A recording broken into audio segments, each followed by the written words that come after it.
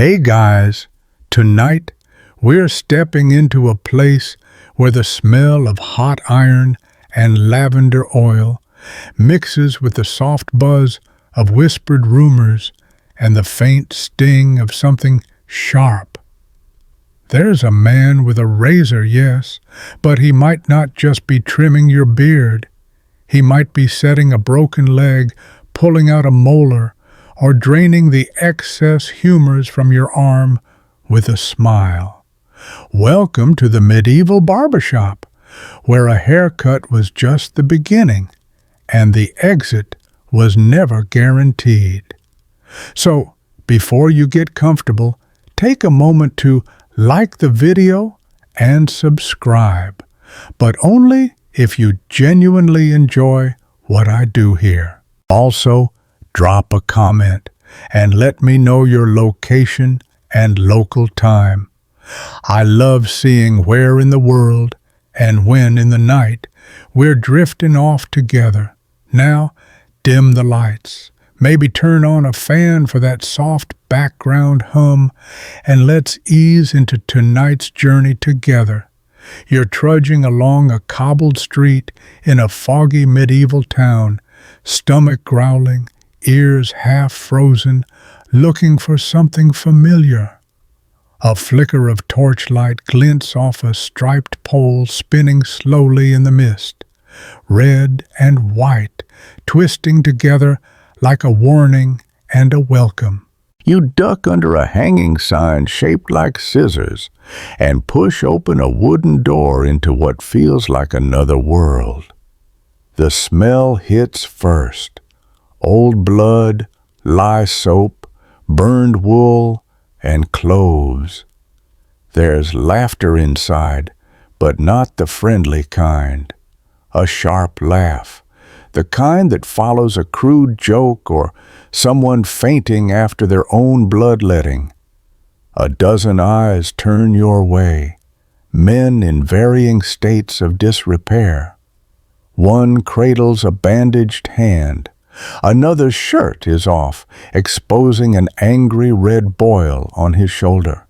And near the back, a man in a saffron tunic is calmly polishing a razor against a worn leather strop.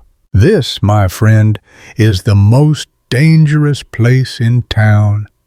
Not because it's lawless, but because everything here is done by a man who owns knives and insists he's been trained. And who's going to question him? The barber works with confidence, urgency, and an alarming lack of second opinions. You sit in his chair not to feel beautiful, but to feel functional again. Mostly. That's the thing with medieval barbers. They weren't just snipping beards and trimming bangs. They were multitaskers before the word existed. They were surgeons, dentists, minor medics, and full-time gossip hubs. And you poor, slightly injured traveler, are about to experience the full treatment. The barber greets you with a nod, his hands slick with lard used to soothe cracked fingers. "Just a haircut?" he asks, already unrolling his leather kit of blades, hooks, and horrifying pincers. You nod too quickly. He chuckles. "We'll see." Mainstream historical fact? In most medieval European towns, barbers filled the role of what we'd now call urgent care physicians, especially for the working class. They were licensed to perform minor surgeries, lance abscesses, and pull teeth. Why? Because physicians, the scholarly types, were often too expensive, too far away, or too uninterested to treat everyday wounds. The barber, by contrast, was just down the street and would see you without an appointment. The walls are lined with jars, not herbs, not spices, samples, hardened scabs, preserved ears. Don't ask. a few blackened teeth, and once a wart the size of a coin. "My proudest removal," the barber says fondly. On the far table is a basin filled with water so red you assume it was reused from the last customer. He doesn't deny it. "Keeps the edge on the razors," he claims. You choose not to question further. Quirky tidbit. In some towns, especially in Germany and Italy, barbers were known to sing while bloodletting, to distract their patients. One barber in Cologne reportedly offered a complimentary song with every extraction, and customers got to choose the genre: sacred hymn, love ballad, or local gossip set to rhyme. Some even tipped better for an encore. And while you're here, fidgeting nervously, it's worth knowing. Historians still argue whether barbers were genuinely respected medical professionals or tolerated but dangerous hacks. Their records are murky. Most didn't leave behind diplomas, but many wrote receipts, enough to show they had repeat customers and some lawsuits. The barber reaches for a cloth and drapes it across your shoulders. "You've got the look of a man who needs drainage," he says, tapping your forearm meaningfully. You shake your head. He laughs again. "Suit yourself." You catch a glimpse of yourself in a polished copper mirror nailed to the wall, warped, dim, and surrounded by dried rosemary. "Not for scent. Wards off bad spirits," he mutters. "Probably wards off hygiene, too." He begins snipping, not just hair, but commentary on the local magistrate's mysterious rash, on the new tanner whose shoes creak like guilt, on a noblewoman's cat that may or may not have been reincarnated. You nod politely, careful not to move your head too much. Scissors this sharp are not forgiving. You can hear a leech slithering somewhere. You don't want to know where it's going. But despite the terror, the barbershop is alive. Lively, even. It's where people come not just to be tended to, but to belong. Like a community center filled with bandages and bravado. There's always someone being treated, someone passing through, someone overhearing something they shouldn't. The door opens again and a boy rushes in with a note. The barber doesn't read it aloud, but tucks it into a jar labeled debts. You wonder what deal was struck: haircut for eggs, bloodletting for bread. You leave the chair a little lighter. Literally, he took off more hair than you asked. But you're breathing, you're warm, and somehow you've survived your first medieval barbershop experience. Next time, maybe you'll bring a friend, or at least a distraction. You step out of the barbershop into the thick medieval air, half wood smoke, half boiled cabbage, and blink at the crooked skyline. Somewhere behind you, the barber whistles as he stokes his brazier. You feel oddly victorious, but don't relax just yet, because tonight you're not just here to visit the medieval barbershop. You're here to understand it. And to do that, you have to go backward. Not just a few streets, but a few centuries. You shuffle down a narrow alley, torchlit and slippery, and step into the distant past of the barber-surgeon trade, when the razors first met the bone. It starts with Rome. Like many things that involve blood and organization, The Romans did it first, and often better. Their Medici physicians were educated, their barbers or tonsors less so, but still essential. The tonsor was a place for men to gather, gossip, and get cleaned up. Beards, yes. Haircuts, yes. But also early surgeries, lancing boils, stitching wounds, and yanking teeth with forceps that would make a modern dentist cry. Fast forward a few chaotic centuries, and as the Roman Empire fragments, so does its medical infrastructure. The educated doctors scatter, monasteries hoard the books, and who steps into the gap? You guessed it, our friends, the barbers. They already had the razors. Now they had the patients. By the early medieval period, barbers were increasingly called upon to do more than just grooming, especially after the church decided monks needed to stop performing surgeries. Yes, really. Mainstream historical fact? In 1215, the Fourth Lateran Council, an influential church assembly, banned clergy from performing any procedure that involved blood.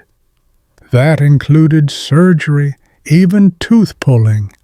The idea was that the clergy, whose hands were supposed to bless and absolve, shouldn't be fouled with gore. Understandable, but also inconvenient, because many of the people doing medical work at the time were monks.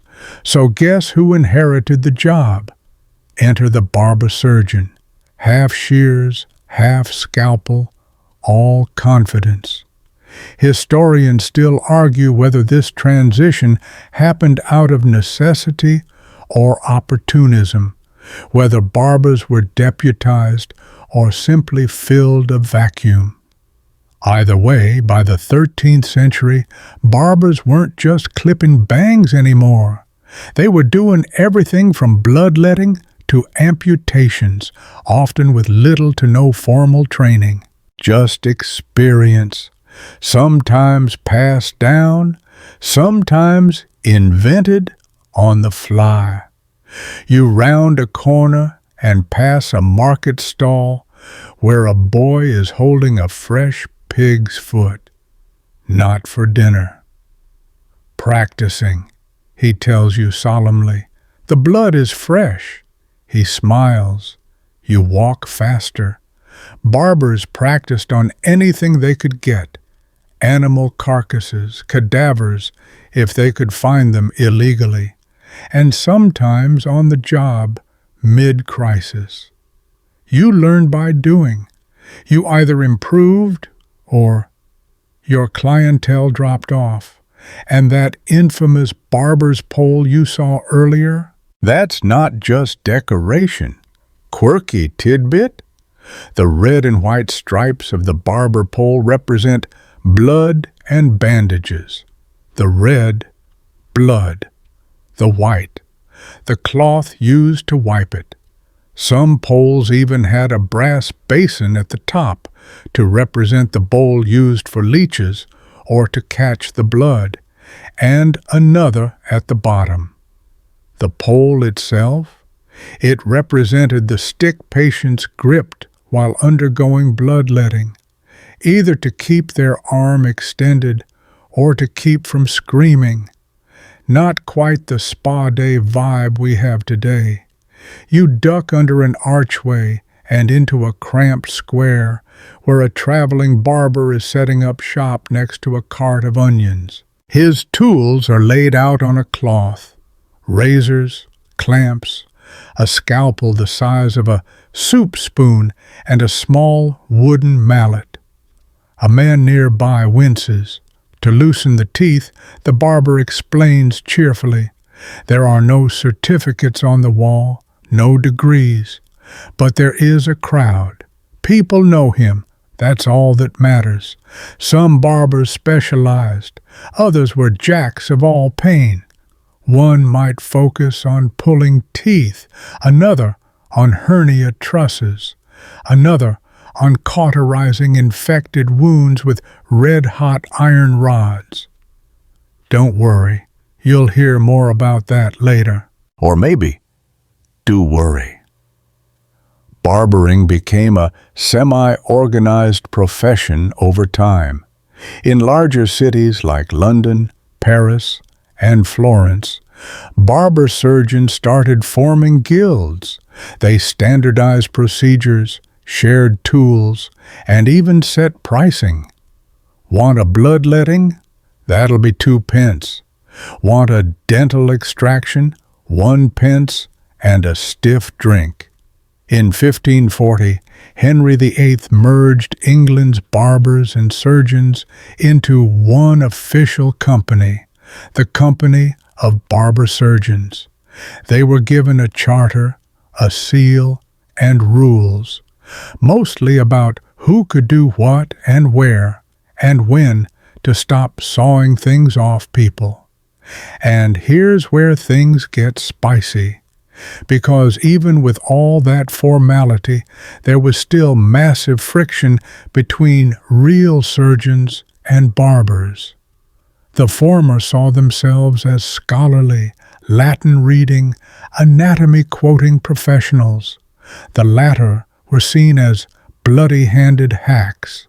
The two groups often hated each other, sometimes literally fought each other. In one 15th century case, a group of barbers in Paris allegedly broke into a physician's home and shaved his eyebrows off. Petty? Yes. Satisfying? Also, yes. But the people? The average medieval person? They went to whoever would treat them and charge the least. And sometimes the barber was the better option. At least you didn't need to recite prayers in Latin just to get your wound seen. You pause in the square, watching the barber finish wrapping a patient's arm in linen soaked with vinegar. The man stands, pale but conscious, and presses a coin into the barber's palm. "Next time, bring more light," he says. The barber shrugs. "Next time, don't fight the pig." You keep moving, the blood-dark cloths still swinging in the breeze behind you. This was no fringe profession. It was vital. And for many centuries, the man with the razor wasn't just trimming your sideburns. He was keeping you alive, more or less. And if he happened to take a little ear off in the process, well, that's what hats were for. You slip down another alley, boots scuffing against the slick cobbles. It's early morning now, or maybe just a dream pretending to be dawn. Either way, the barbershop is stirring again, and today's first patient is already waiting. A middle-aged man with a suspicious lump behind his ear and the kind of face that says, "I've survived worse." You stand quietly as the barber sharpens his blade on a leather strop, humming what might be a hymn or might be the medieval equivalent of elevator music. So, let's talk about bloodletting. Yes, that ancient, wildly popular idea that your blood is somehow out of balance, and the best way to fix whatever's wrong with you, from headaches to heartbreak, is to let a bit of it out, or, in some cases, a lot. Mainstream historical fact: bloodletting was based on the theory of humors, a belief dating back to Hippocrates and Galen that the body was governed by 4 substances: blood, phlegm, yellow bile, and black bile. When these were in balance, you were healthy. When they weren't, well, time to grab the leeches. Barber surgeons were the reigning masters of bloodletting. Not physicians, not monks, not mom with her soup spoon and rosary. The barbers. Why? Because they had the tools, the hands, and the guts. You glance into the shop and see the patient roll up his sleeve. The barber ties a strip of cloth above the elbow, tight but not cruel. He murmurs something about the median cubital vein, though let's be honest, he's mostly guessing based on the bump. Then comes the blade. This isn't a dramatic slash across the arm. It's a neat, shallow slice, usually at the inside of the elbow or behind the knee. Blood wells up. It looks too dark. Always does. But that's the point. That's the bad blood. The sick blood. The blood you need to get rid of. Quirky tidbit? Some medieval doctors believed certain ailments required blood from very specific places. Headache? Bleed from the forehead. Liver trouble? Bleed from the ankle. Love sickness? Apparently the back of the hand worked wonders.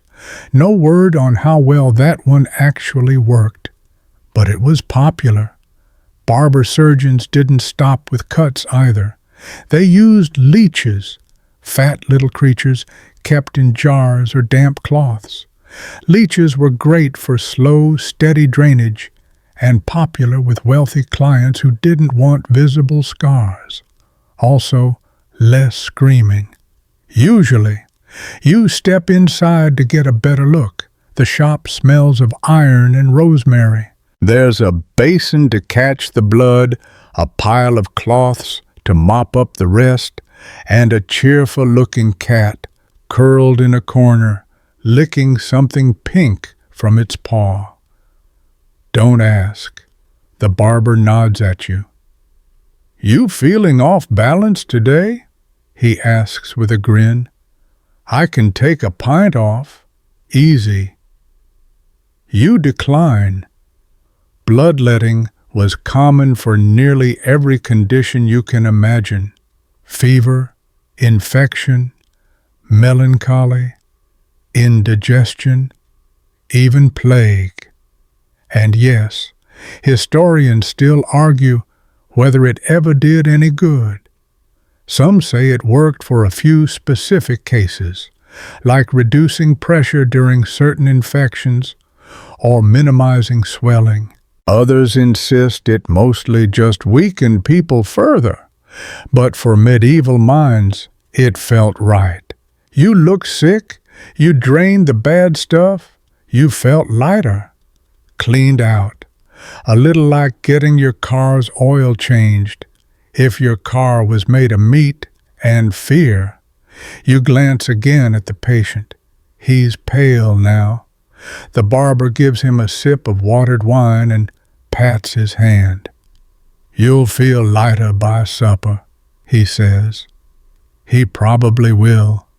There were even charts, hand-drawn diagrams of the human body with colored lines pointing to where and when to bleed. Some included astrological symbols, because of course they did.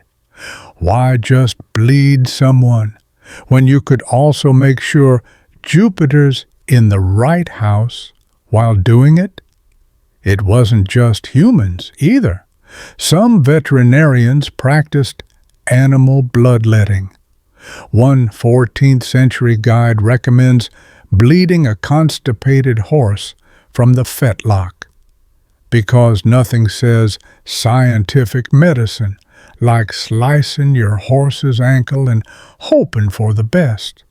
You step out into the daylight, a little woozy, and you didn't even bleed. But that's how normalized it was. Barber surgeons didn't need special permission. No diagnosis from a physician. You felt sluggish. You went to the barber. Maybe for a shave, a haircut, and a cheeky little phlebotomy on the side. 1 jug down and 2 to go. There were concerns, of course. Some clerics condemned the practice as meddling with divine will. Others just worried about unsanitary tools, though sanitation was kind of a joke in most places anyway. Sharpening your knife on your boot leather and rinsing it in ale before the next customer wasn't exactly sterile. But the demand? It was endless. Some barbers even offered packages: haircut plus bloodletting, shave plus tooth pull, wart removal with complimentary foot lancing. You can almost imagine the medieval sandwich board out front. And here's a fun callback. Remember the barber's pole? That twisty red and white design? It was often displayed outside the shop, not just as a symbol, but as literal advertisement. Come on in, we've got razors and leeches. You cross the street, giving a wide berth to a woman emerging with a bandaged ankle and a determined limp. She nods at you. "Barber says my bile's too bold," she mutters. "Told him to take a half pint." Bold bile. Classic. Back inside the shop, the barber is scrubbing his blade in what looks like vinegar. He hums again. Something cheerful. Then he hangs the cloths outside, where they drip gently into a trough. It's gruesome, sure, but it's also routine. In this world, blood isn't sacred. It's not symbolic. It's not even scary. It's just something that needs managing, like rent or rats. And as you walk away a little paler just from watching, you can't help but think, if this was the normal treatment, what on earth did they try next? You follow the alley's bend and catch the scent of something bitter, charred linen, boiled herbs, and the unmistakable tang of panic sweat. It's another barber shop, smaller this time, tucked between a fishmonger and what may or may not be a tax collector's office. There's a small wooden sign swinging from the doorframe, a painted tooth with a drop of blood. Subtle. Inside, a teenage boy grips the chair arms like his life depends on it. His eyes are wide, one cheek already swollen like he's storing walnuts. You wince before the barber even moves. Tooth pulling. That's today's specialty, a medieval favorite or nightmare, depending on which end of the tongs you're on. Mainstream historical fact?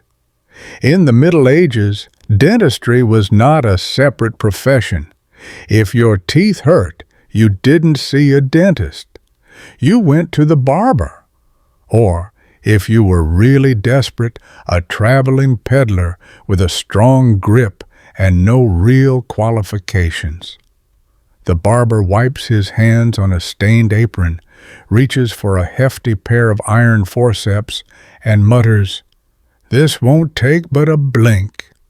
He's lying. Everyone in the room knows it. The boy breathes hard. No anesthetic, no numbing salve, no kind words. Just grip, twist, pull, scream. The tooth finally comes loose with a wet snap, and for a moment, everyone is silent, except for the rooster outside, who crows like it's proud to have missed the show. Quirky tidbit?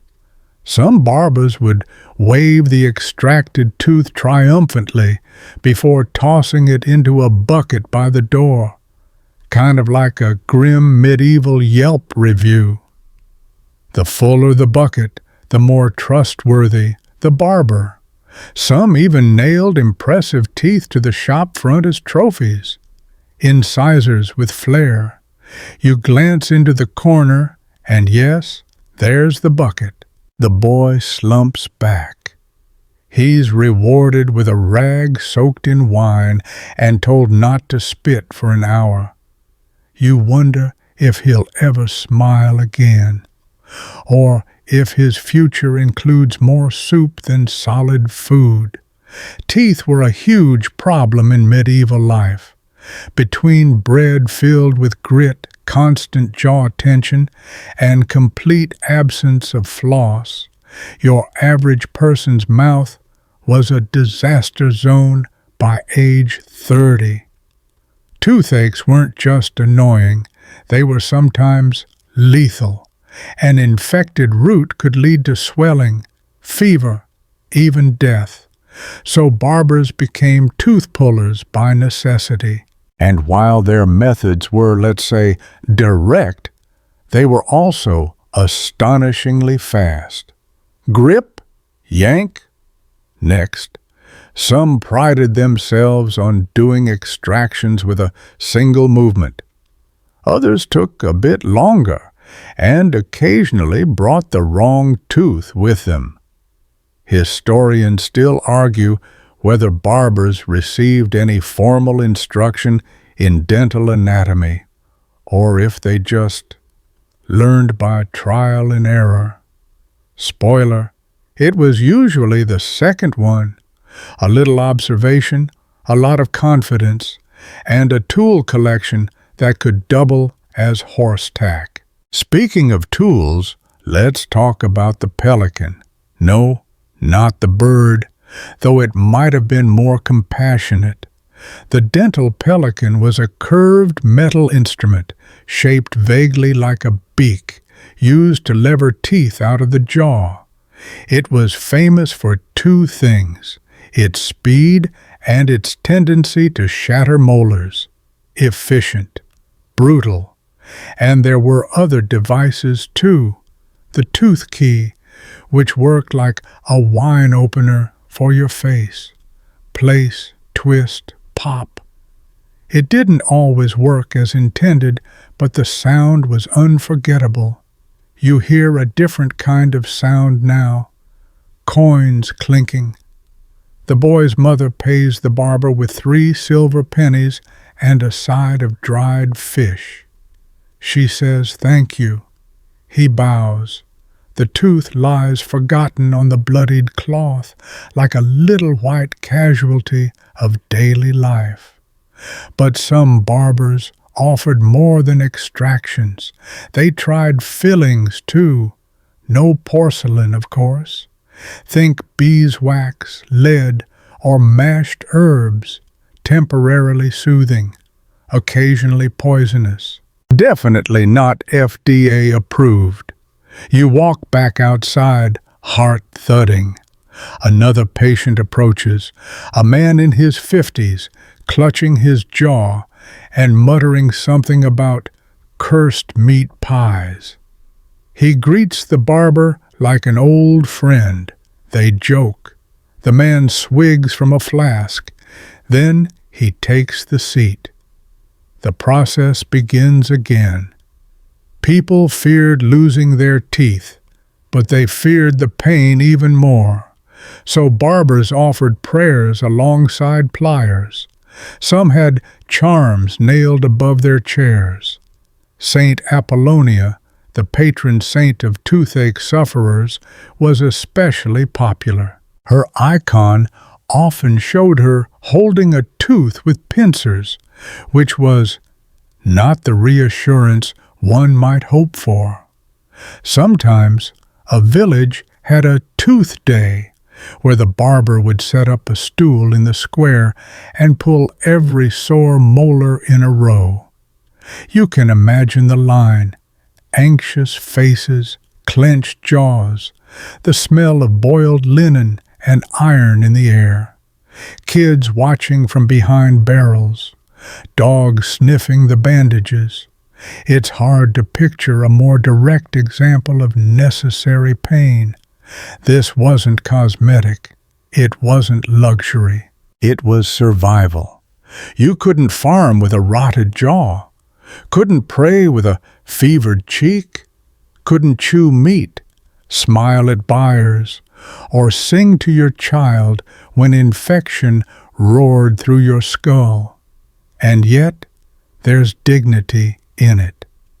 You see it in the way the barber resets his tools with care. He doesn't relish the hurt, but he knows it's part of the trade. He bandages with gentle hands, nods once, and moves on.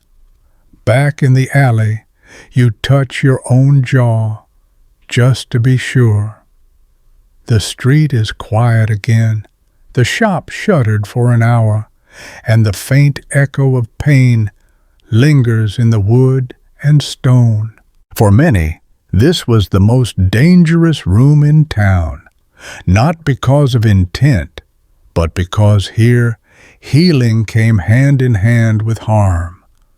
Relief was sharp-edged, and survival had a price. You walk on. You follow the winding lane as it opens into a small square where townsfolk gather like pigeons in the sun.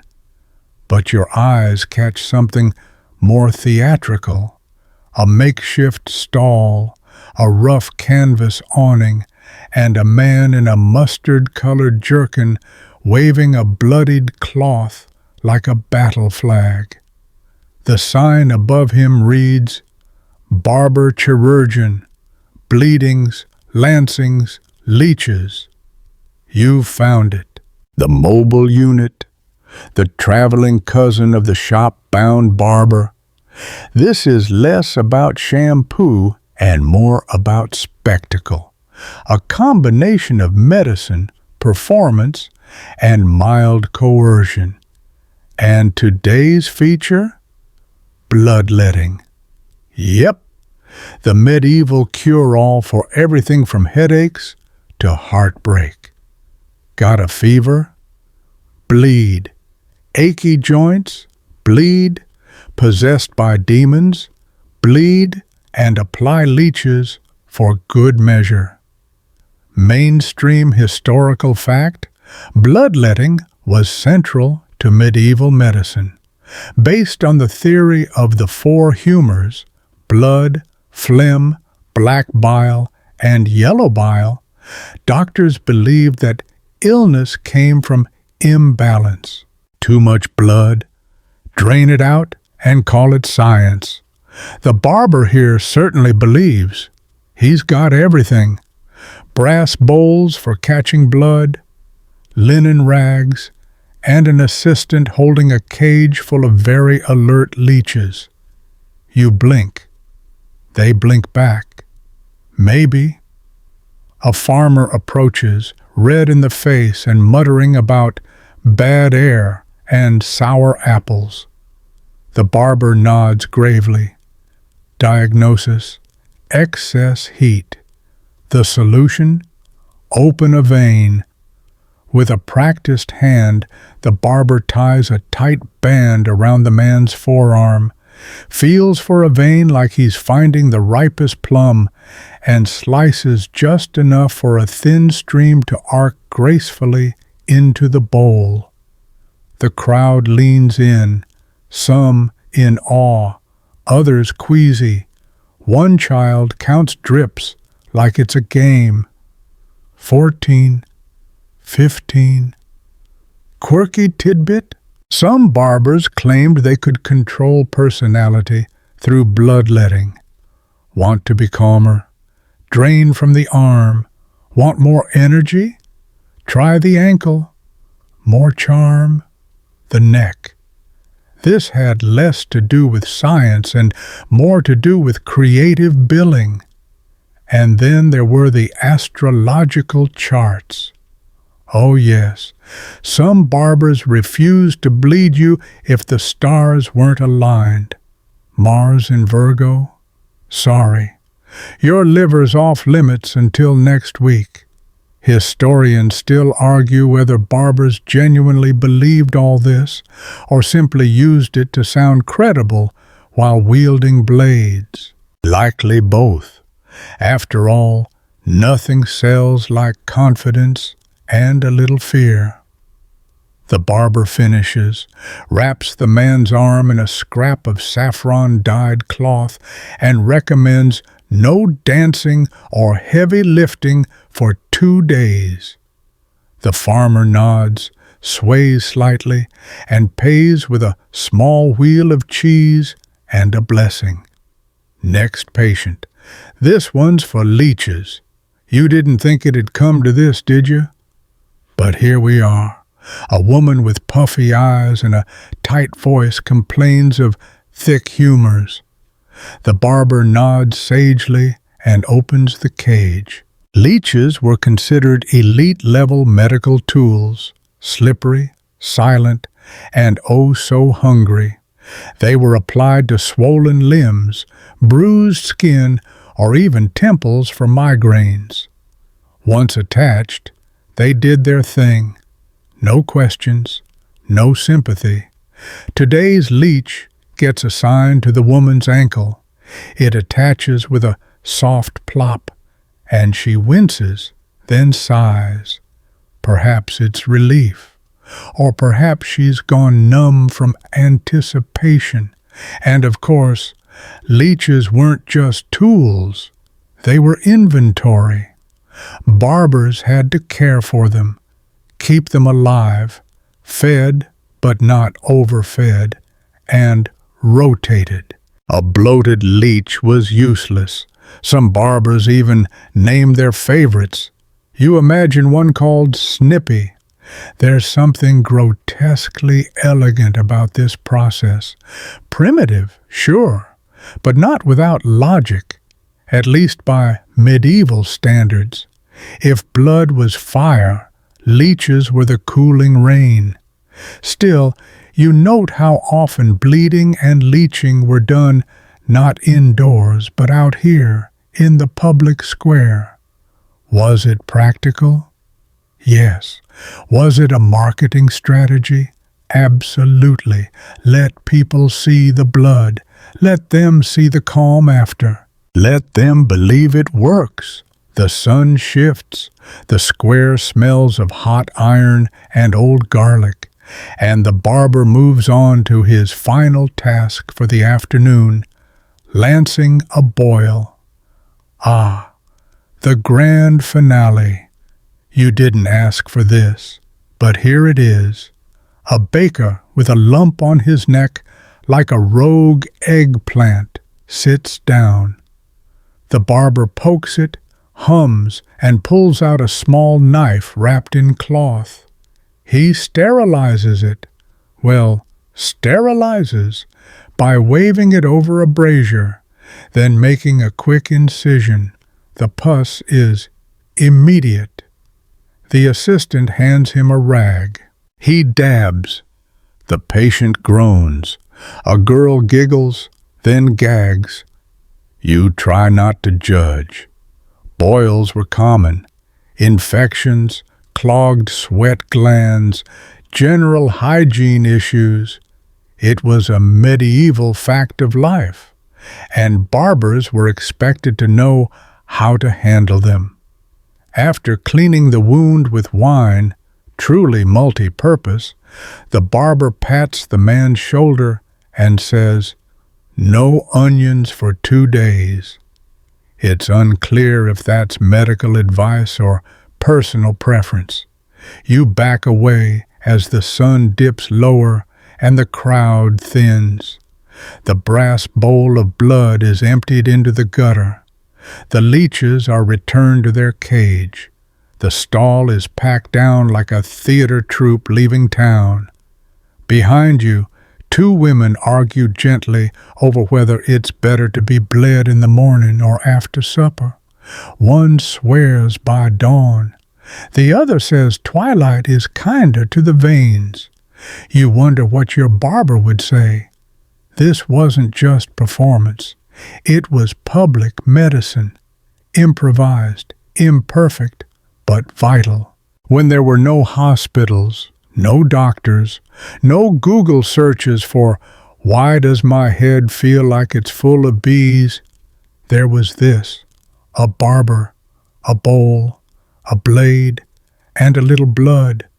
You walk on, shoes squelching just a little from the blood someone didn't quite clean up. Behind you, the barber chirurgeon is packing away his folding stool and flicking dried something or other from his apron. But you're headed somewhere quieter now, off the square and into a dim little alley, past a wooden door marked only by a faded red and white pole. This is the other side of the barber's world. Less about bloodletting, more about grooming. And in some towns, this is where the real danger lurks, not because of what they do, but because of what they don't do.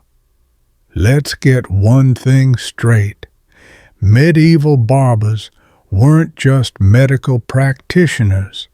They were also your hair cutters, beard shapers, wart burners, earwax scrapers, and, if you were feeling brave, your dental team. Yep, one stop for all your bodily needs. Mainstream historical fact: in medieval Europe, particularly by the 13th century, the roles of barbers and surgeons were deeply intertwined. But not every barber wielded a scalpel. Many stuck to grooming, and these non-chirurgeons were still trusted with daily hygiene, hair care, and the occasional amateur dentistry. Inside the shop, the air is thick with rose oil and boiled vinegar. Not bad, not good, just decisively medieval. There's a high-backed wooden chair in the middle, worn smooth from centuries of nervous bottoms. A mirror of polished bronze hangs by a cord. No glass here, too fragile, too expensive. You take it all in. The basin, the shears, a pot of honey-scented wax for mustache shaping, and sitting at the corner bench, a teenage apprentice with a mop of uneven curls and the look of someone who's just learned the hard way not to test scissors on themselves. Today's client is a young merchant. He's got court tomorrow and wants to look like he didn't fall off a horse. The barber begins with a quick combing, wooden comb carved with little fish along the spine, and moves on to trimming. This isn't so bad, you think. Peaceful, even. But then, out comes the tooth key. Yes, that's right. The merchant has a rotten molar, and today it's going. You've never seen a tooth key?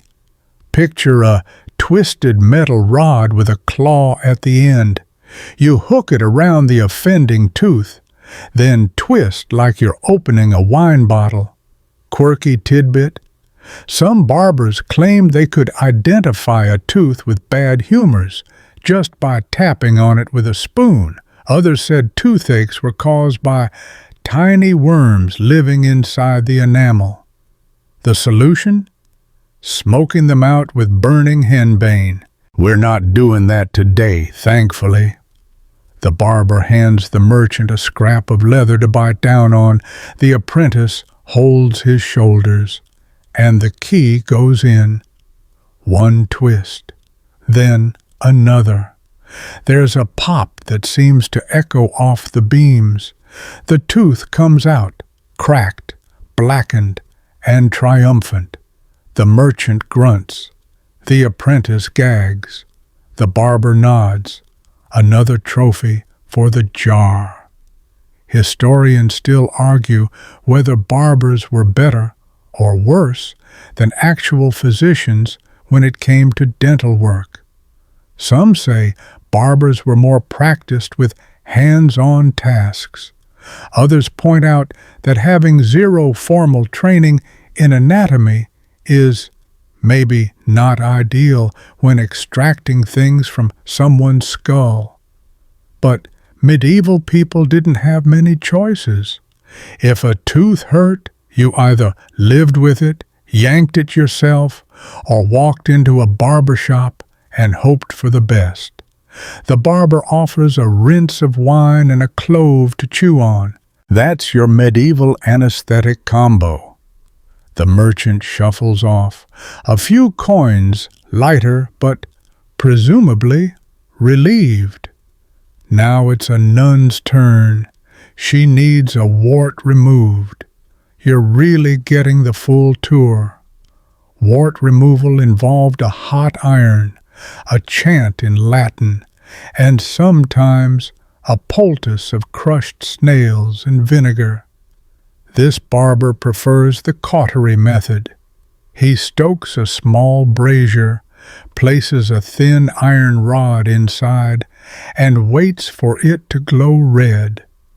The nun doesn't flinch. She's done this before. A quick press, the smell of burning skin, a murmured prayer. Done.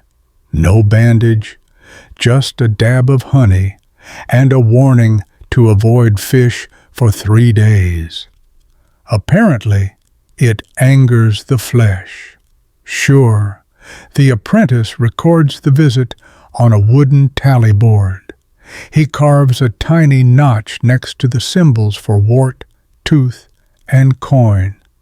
Some barbers kept full ledgers, others worked by memory and marks. This one seems somewhere in between.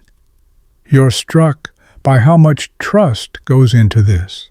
No licenses, no degrees, just a chair, a blade, and a handshake. It wasn't just medical, it was communal. You came to the barber not only for care, but for conversation, local gossip, and the occasional bit of matchmaking advice. Your cousin's girl is single again, lost a bet, poor thing.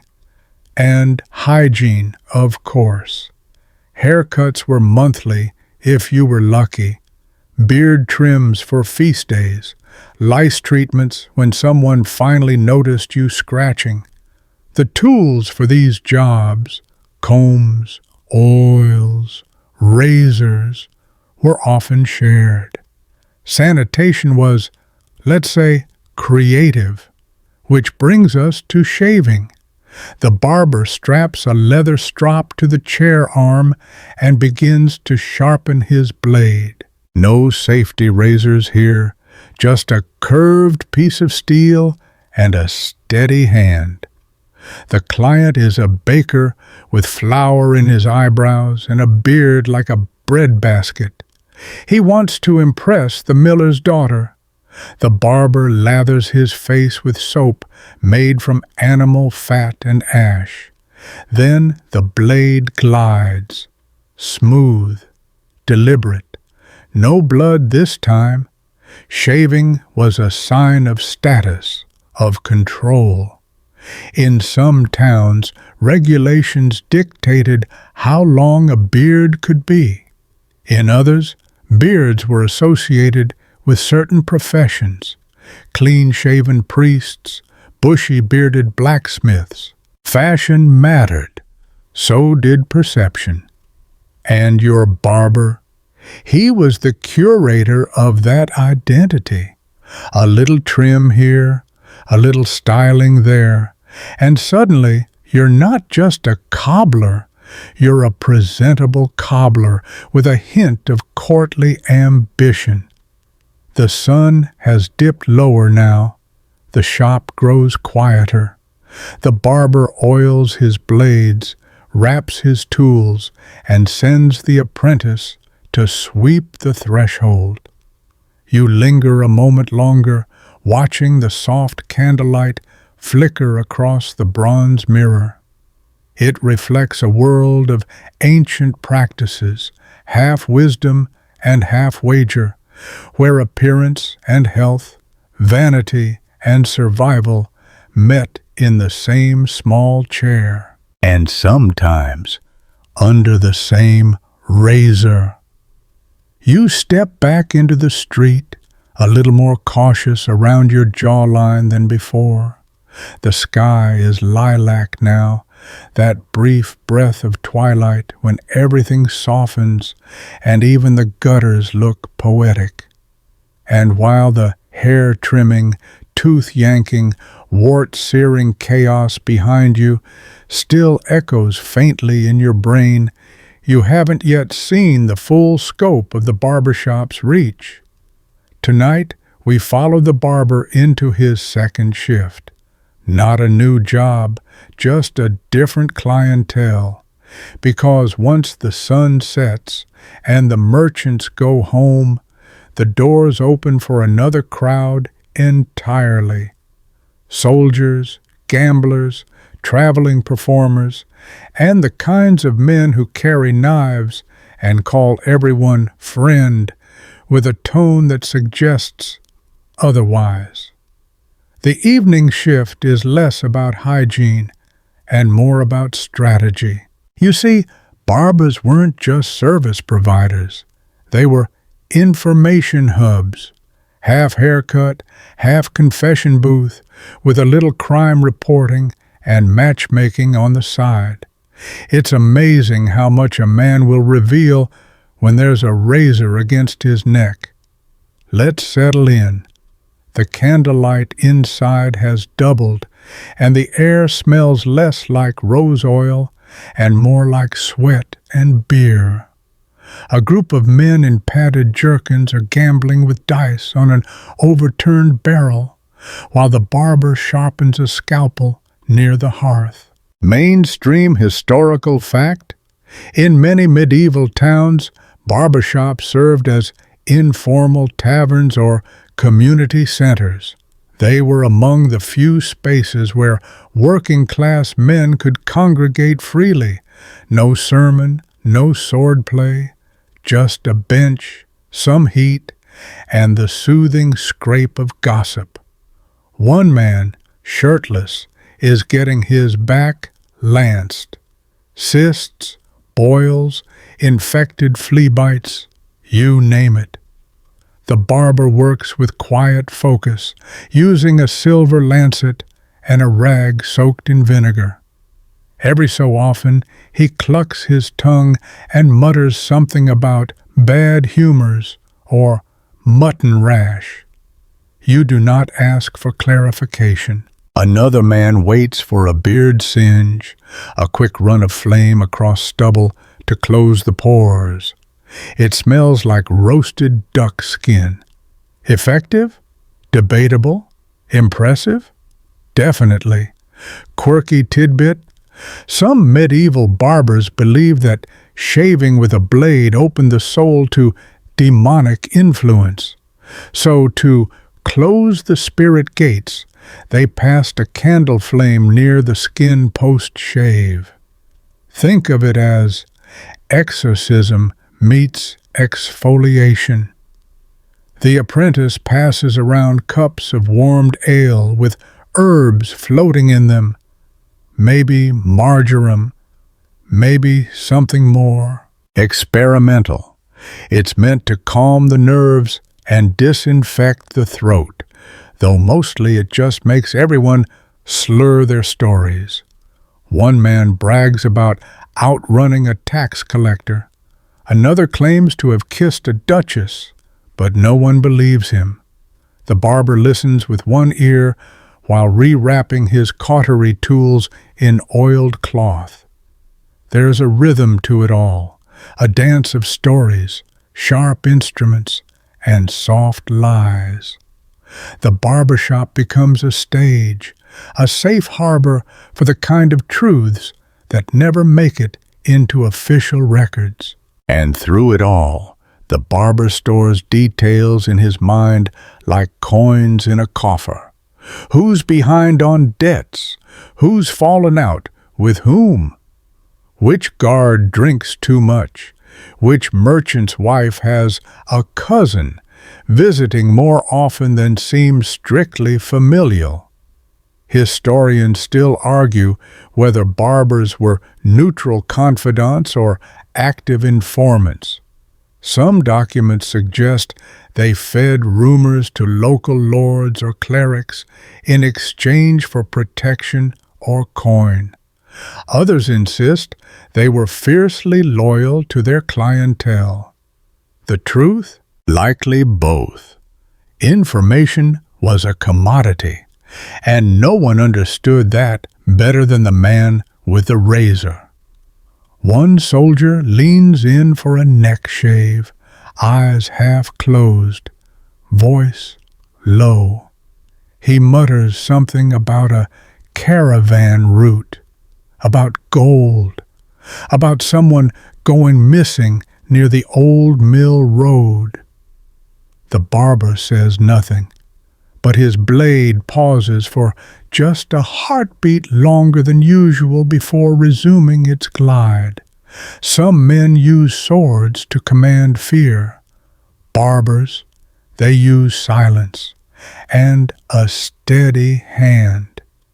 You start to notice the symbols carved into the wood near the doorway. Not letters, marks, small pictograms, a fish, a crown, a coin purse, a feather. Each one, the apprentice tells you, is a shorthand for services rendered or debts owed. Not to the barber, necessarily. To the town, to others in this tight web of whispers and wagers. The feather means someone needs a story spread. The coin purse, a debt enforced. The fish? No one's sure. But the apprentice says it usually means someone ends up bruised. This isn't just a barber shop, it's an undercurrent, a ledger without parchment, a marketplace of secrets, paid not in coin, but in silence. A man stumbles in, eyes wild, clutching his side. He's been in a fight, says it was a misunderstanding, though the knife wound says otherwise. The barber doesn't ask questions. He motions him to the back room. This part isn't for the public. The back room smells like soot and wine and something metallic. The barber lays the man down, tears open the tunic, and begins to clean the gash with linen strips and something pungent. Wine vinegar, maybe mixed with nettles. He uses a curved needle and boar bristle thread to stitch the wound closed. No anesthesia, just gritted teeth and a leather strap to bite. You watch, awed and a little nauseated. The precision, the calm, the way the barber moves, like he's done this 100 times and will do it 100 more.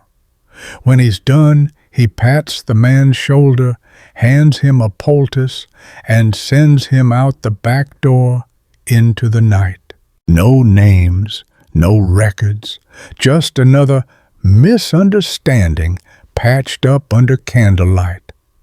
It's strange, isn't it, that the place you came to for a haircut now feels more like a cathedral of survival, a sacred, smoky little corner of the world where appearance, health, loyalty, and danger all converge. And the barber? He's the priest, the surgeon, the listener, the judge, with tools that slice and soothe in equal measure. As the candles burn low and the last client stumbles off into the alley, the barber finally takes off his apron. His hands are stained, his eyes tired, but his ledger, unwritten, invisible, unshakable, is full. He knows who's strong, who's weak, who's lying, and who's due for a reckoning. And in a town where law moves slowly and gossip runs fast, that kind of knowledge, that's the sharpest blade of all.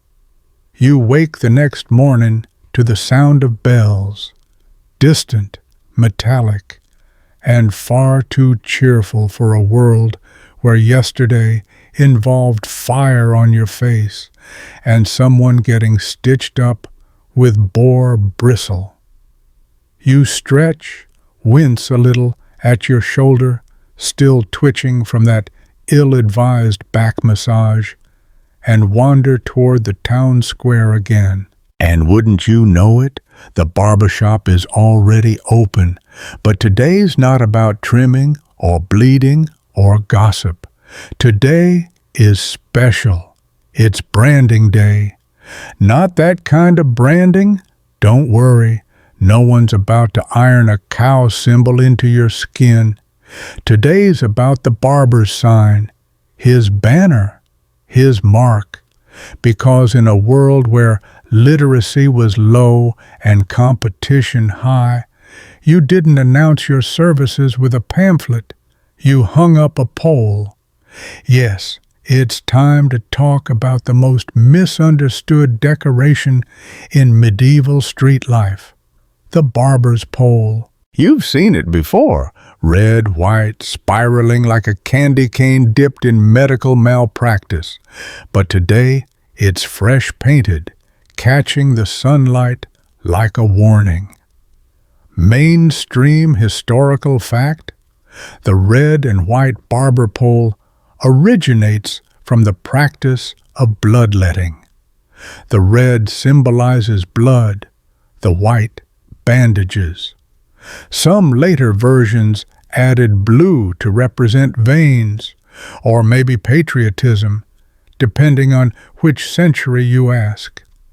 But originally, it was a practical sign that said, hey, we do surgery and haircuts, sometimes both at once.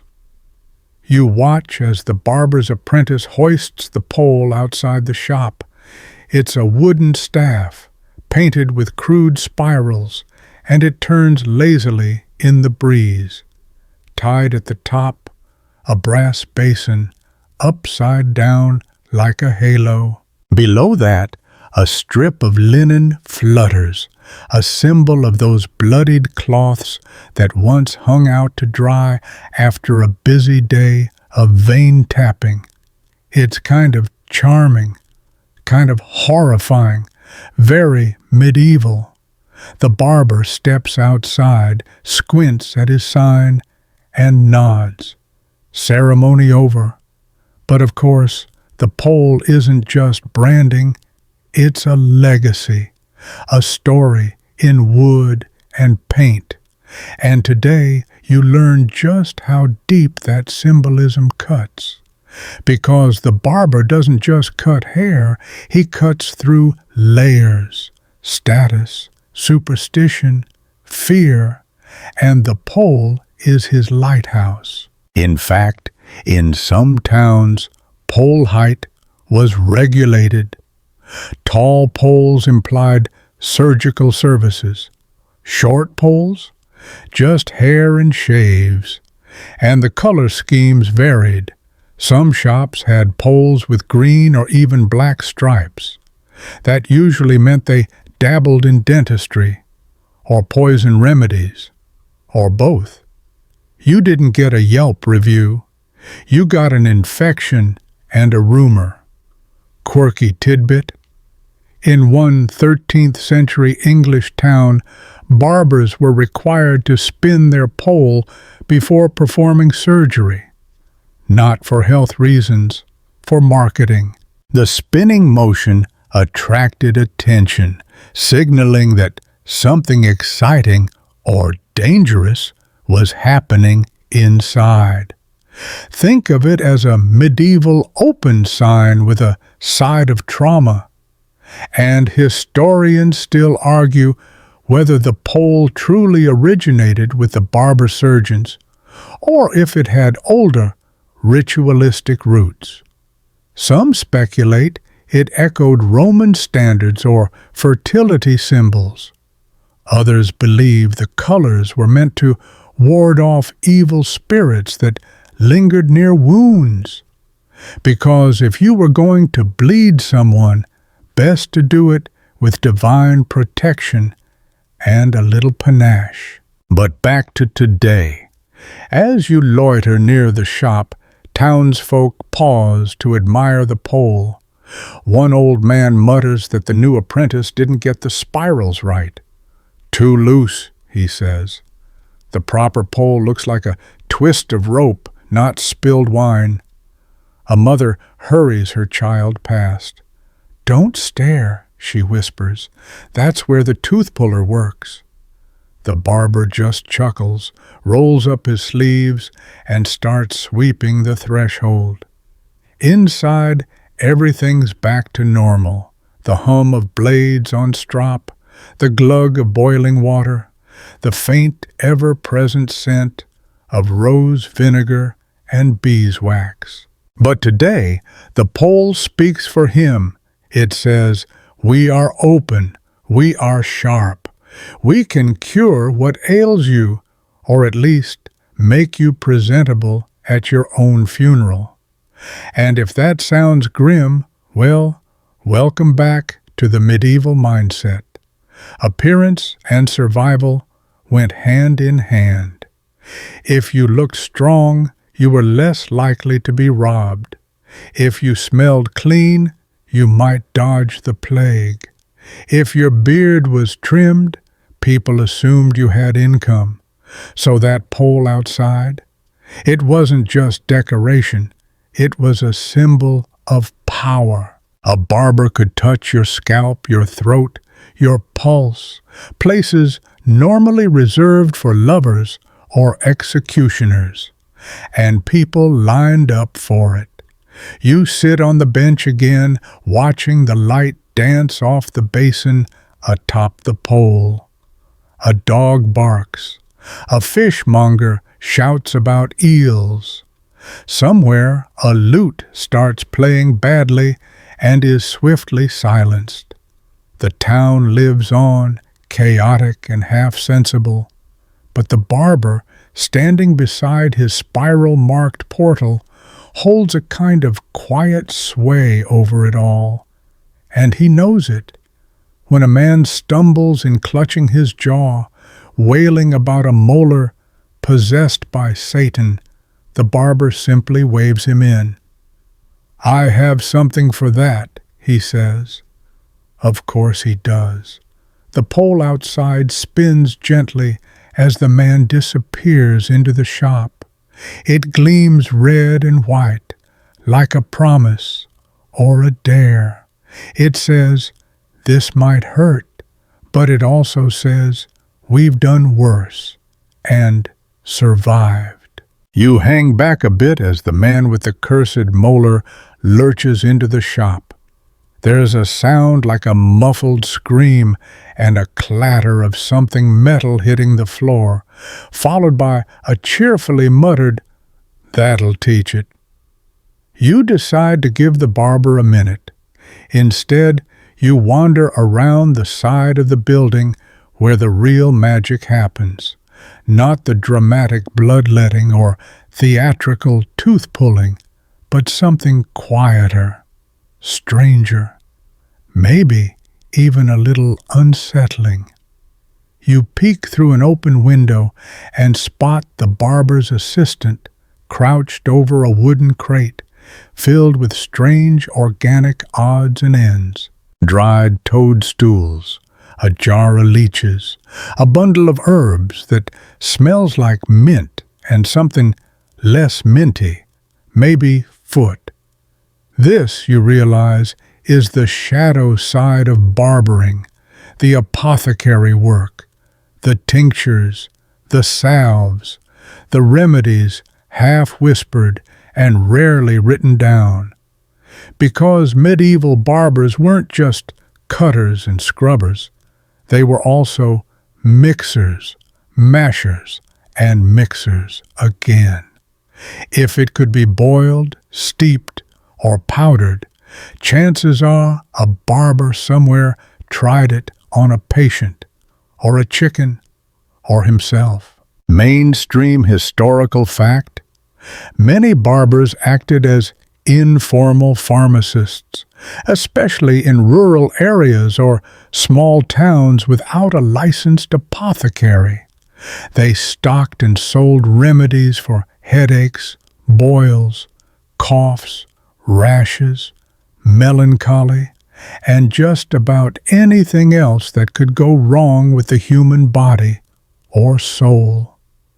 Some of these treatments were drawn from classical texts, others from superstition, and many from trial, error, and sheer desperation. The assistant picks up a pestle and starts grinding a mixture of rosemary, garlic, and crushed walnut shells. For plague boils, he mutters, or love potions, works for both. You smile nervously, and here's where it gets especially interesting. The barber's remedies weren't always external. Some were brewed as drinks, bitter little concoctions handed out in ceramic cups. Others were snuffed like powder, and a few were inserted where the sun absolutely does not shine. You quickly look away. Quirky tidbit: in 14th century Bruges, one barber created a paste made from boiled snail slime and elderflower, claiming it could reverse baldness in men of humility. Unsurprisingly, the product flopped, but he repackaged it as holy scalp ointment and began selling it to monks. Sales soared. The assistant dips a cloth in vinegar and starts cleaning a wooden salve box with far too many claw marks on it. And you begin to understand just how much the barber depended on this side of the trade. Because while cutting and shaving brought in daily traffic, remedies were what kept people coming back, or, in some cases, what kept them alive long enough to come back. But there's a darker truth lurking behind the mortars and bowls. The barber's medical supplies are unregulated, unlicensed, entirely based on personal experience or inherited lore. Some herbs work, others don't. Some combinations are brilliant, others are lethal. Historians still argue whether barbers intentionally dosed patients with dangerous substances to create dependency, or whether it was all just tragic trial and error. One scholar even suggests that early toothache tonics doubled as sedatives, and possibly early poisons. But there's little proof, just stories, and some worryingly empty ledgers. Back inside the shop, the assistant begins laying out poultices for tomorrow's appointments. One smells like ginger, another like boiled leather. He pauses, glances over his shoulder, and lifts a cloth to reveal a gleaming steel tool soaked in oil. Cauterizing knife, he says too cheerfully, for when things don't seal right. You thank him for the explanation and step away very, very calmly. Later, as you sit back near the square, you spot a local woman approach the shop. She doesn't go in. Instead, she hands the apprentice a small sack, herbs maybe, and a jar of something pink. Payment, perhaps? Or trade? Because often these remedies weren't about coin. They were bartered, exchanged for bread, candles, gossip, favors. A headache salve might earn you a good word with the baker. A soothing balm for your cow's cracked teats? That might get you a discount on cloth or even a seat at a feast. The barber comes outside, leans on the doorframe, and stretches like someone who's had a productive day of controlled chaos. You ask him what's in the jar. He sniffs it, shrugs. Honey, mustard, rue, could be anything. If it doesn't sting, it's probably fine. That's somehow not comforting. Still, you find yourself oddly impressed, not by the efficacy of the medicine, although you suspect some of it might actually help, but by the confidence, the certainty, the sense that healing is as much about rhythm and ritual as it is about results. And maybe that's why people kept coming. Not because the remedies were perfect, but because they were available, because the barber would try, because he'd listen, grind something green and say, "Take this twice a day, unless it burns." And you know what? For a medieval town, that might have been enough. The assistant begins closing the shutters for the evening. A faint breeze carries the scent of mint and ashes. The red and white pole spins once, then slows, and the shop, still stocked with vinegar and bold guesses, goes quiet. The next morning, the town is already humming before the sun has fully shrugged off the mist. You pass bread stalls steaming with fresh loaves, a pair of gossiping nuns, and a hound determined to sniff every barrel of pickled fish in the market square. But something's different today. There's a line forming at the barber shop, and not the usual one of aching joints and suspicious rashes. No, this crowd looks anxious, twitchy. A few are visibly sweating. One man clutches a note in his hand, reading it over and over like it might change. You ease closer and catch a glimpse of what's pinned to the doorframe. A parchment, rough script, 3 words, "Quarantine shave today." Ah, that explains it. You see, this town, like many medieval towns, has its share of visitors, and visitors mean news, and news, unfortunately, sometimes means plague. The rumor mill has been grinding all night, a sickness upriver. A merchant ship turned away from a neighboring port, a sudden funeral without bells, and the barber, he's the one they've tapped to act. Again, because in medieval towns, barbers weren't just medical stand-ins. They were also containment enforcers. Mainstream historical fact: during outbreaks of illness, especially the Black Death and other plagues, barbers were often among the first summoned to shave, scrub, lance, or isolate anyone suspected of infection. They shaved the heads of the sick, they inspected boils, they cleaned wounds, and, unofficially, they assessed whether someone was well enough to avoid being locked indoors for a fortnight. You watch as a heavy-set merchant steps forward. The barber opens the door, beckons him in, and swings it shut behind them.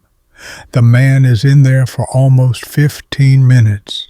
When he comes out, his head is bald and glistening with vinegar. He doesn't speak, just nods and walks away.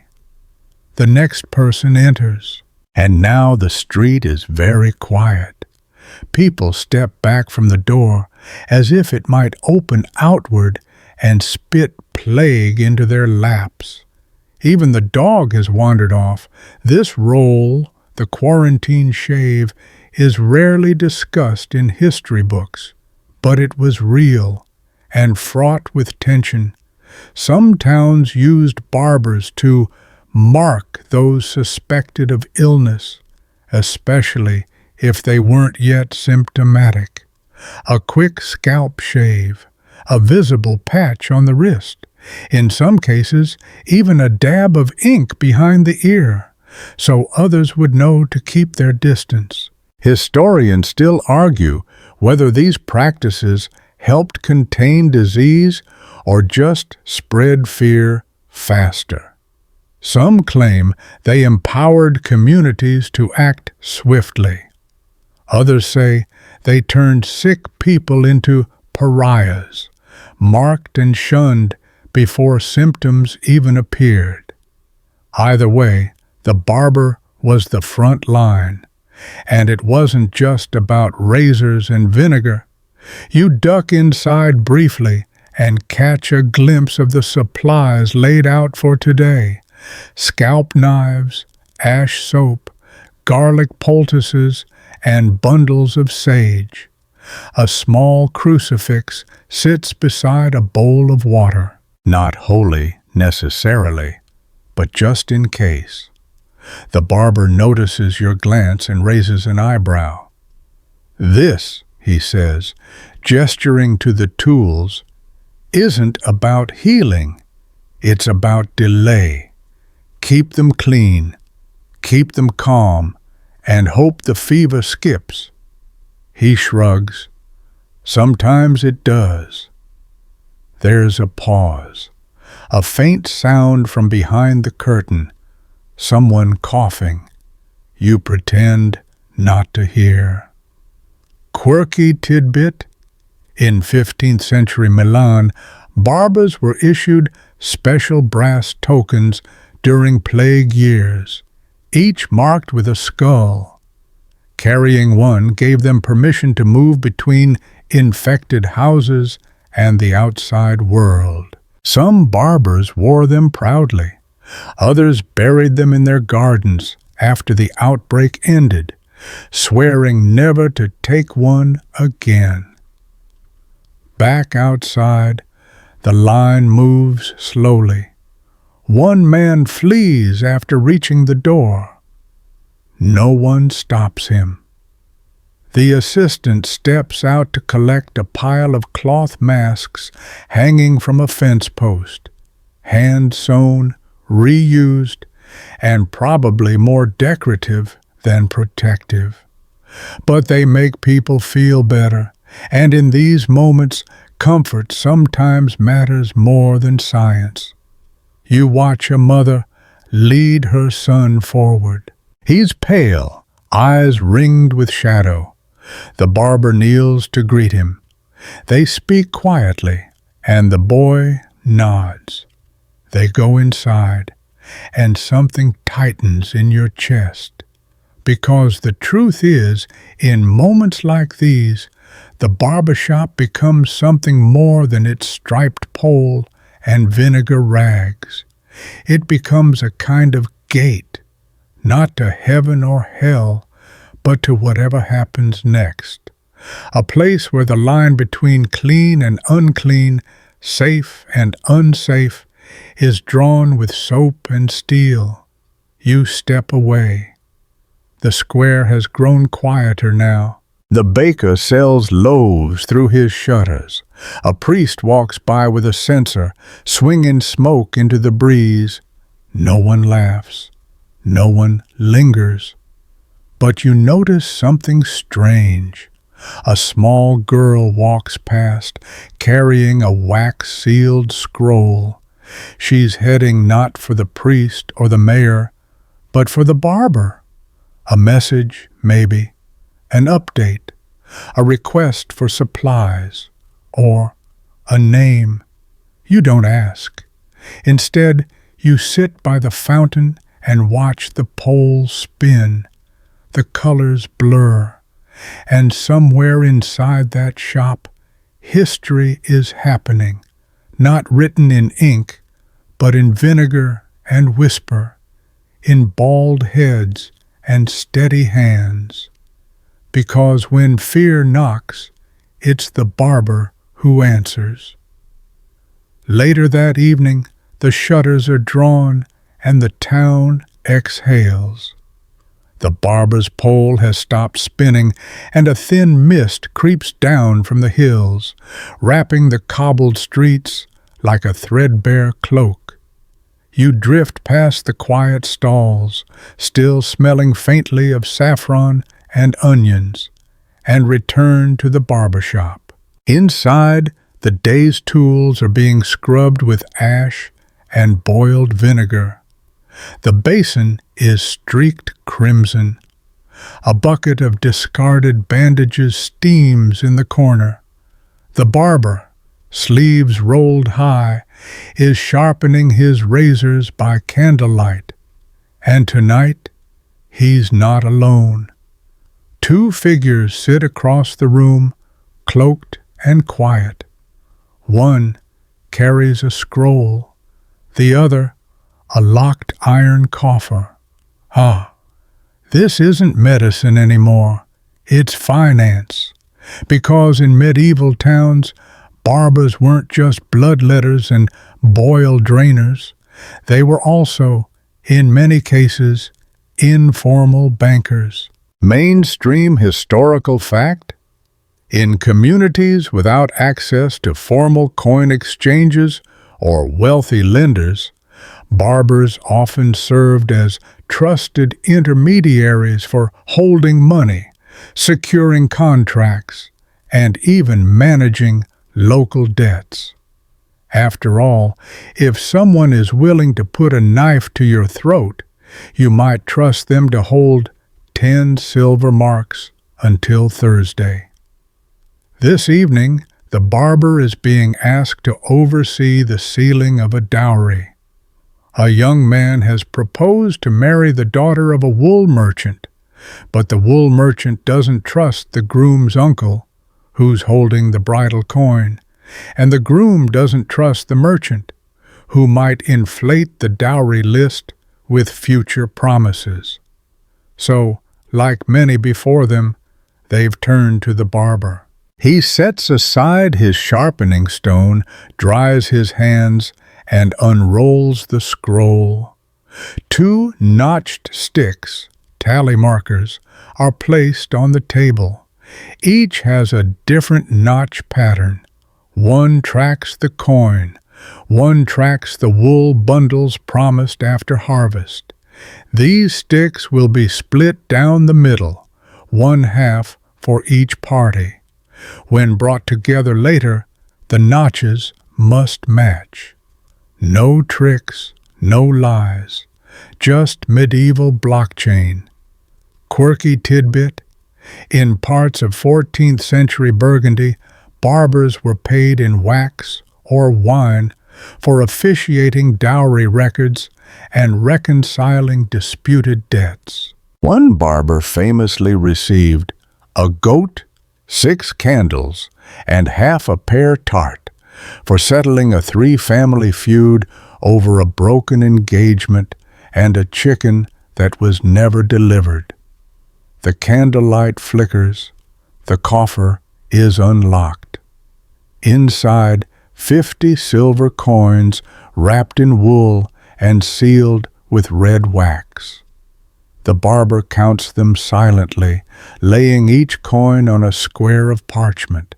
He doesn't smile, he doesn't frown, he just counts, nods, and reseals the bundle with his own stamp, a circle with 3 dots, no crest, just a mark he's used for 20 years.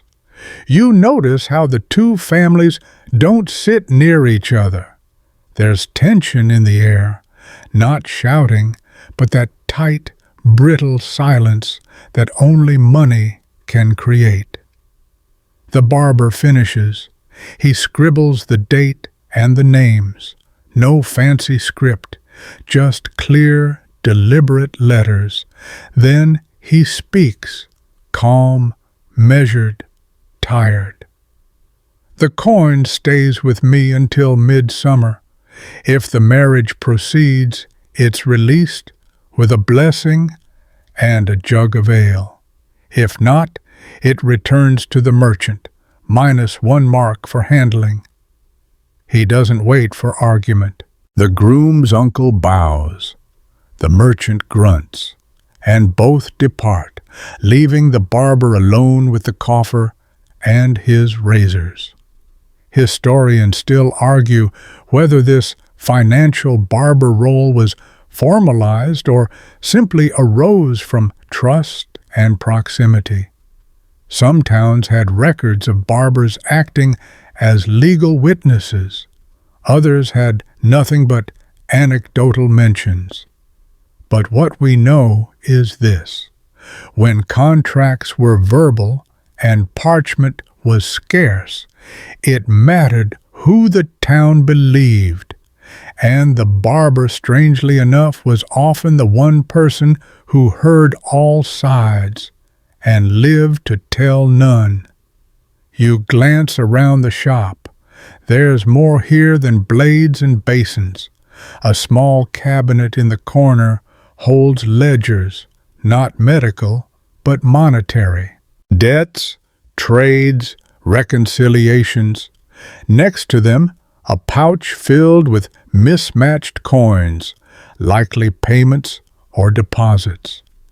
And on the wall hangs a simple string with 7 knots, each a reminder of a pending promise. The barber ties one more knot, not tight, just enough to hold the weight of another night's trust. You sit with him a while, no talking, just the quiet scrape of metal on leather.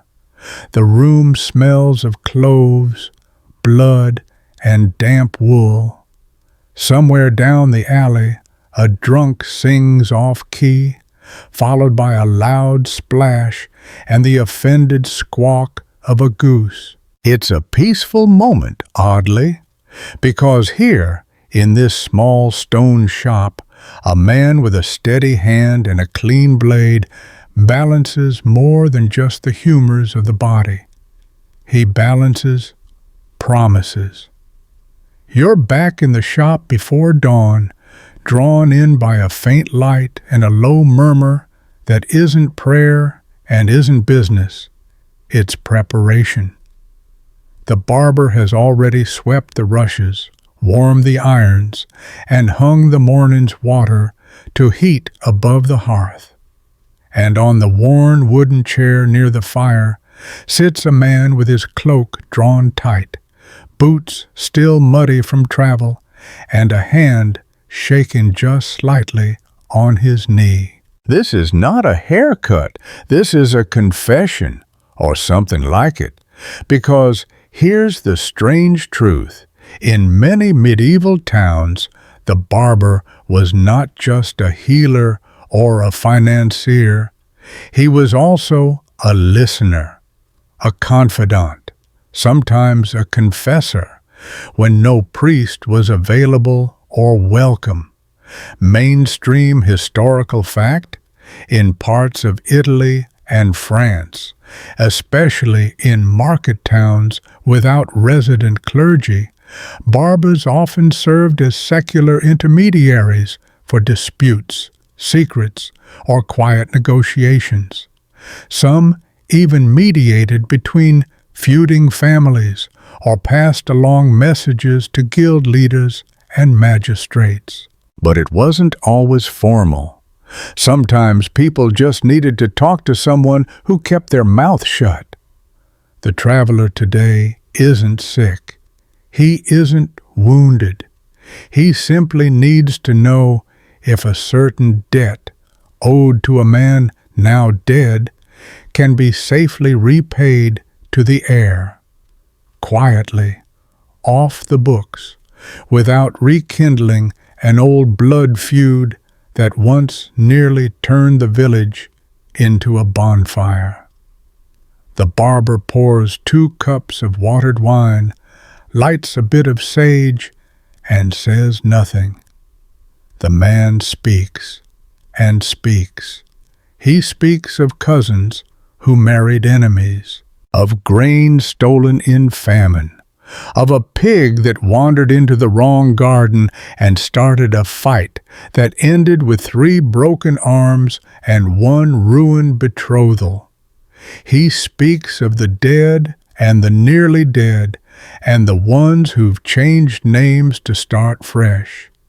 The barber listens, not blankly, but actively, hands folded, eyes sharp, face calm. Quirky tidbit: in 13th century Krakow, a barber named Ulick kept a coded journal of local confessions, not for blackmail, but as an unofficial guide to who owed what to whom. The journal was found centuries later in the wall of a bakery, written entirely in rhyme and illustrated with small, angry chickens. There's no rhyme here today, only the rhythm of risk. The barber offers no judgment. He simply explains the options.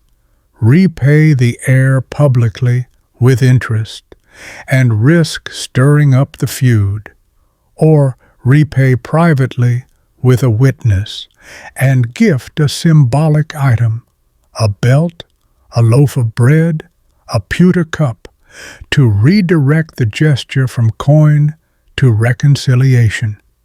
Old customs, softened rituals, payments disguised as offerings. The man nods. They shake hands. No parchment, no signature, just quiet understanding, sealed with the clink of pewter mugs. Historians still argue whether these kinds of informal mediations had legal weight. Some claim they were binding by local custom. Others insist they were social theater, tolerated but toothless. But when courts were distant and community was survival, the barber's word often carried the weight of law. Outside, the sun begins to rise. A rooster shrieks as if announcing an invasion, and the town stirs. You notice the barbershop door never quite shuts. It stays slightly ajar, like an invitation or a warning.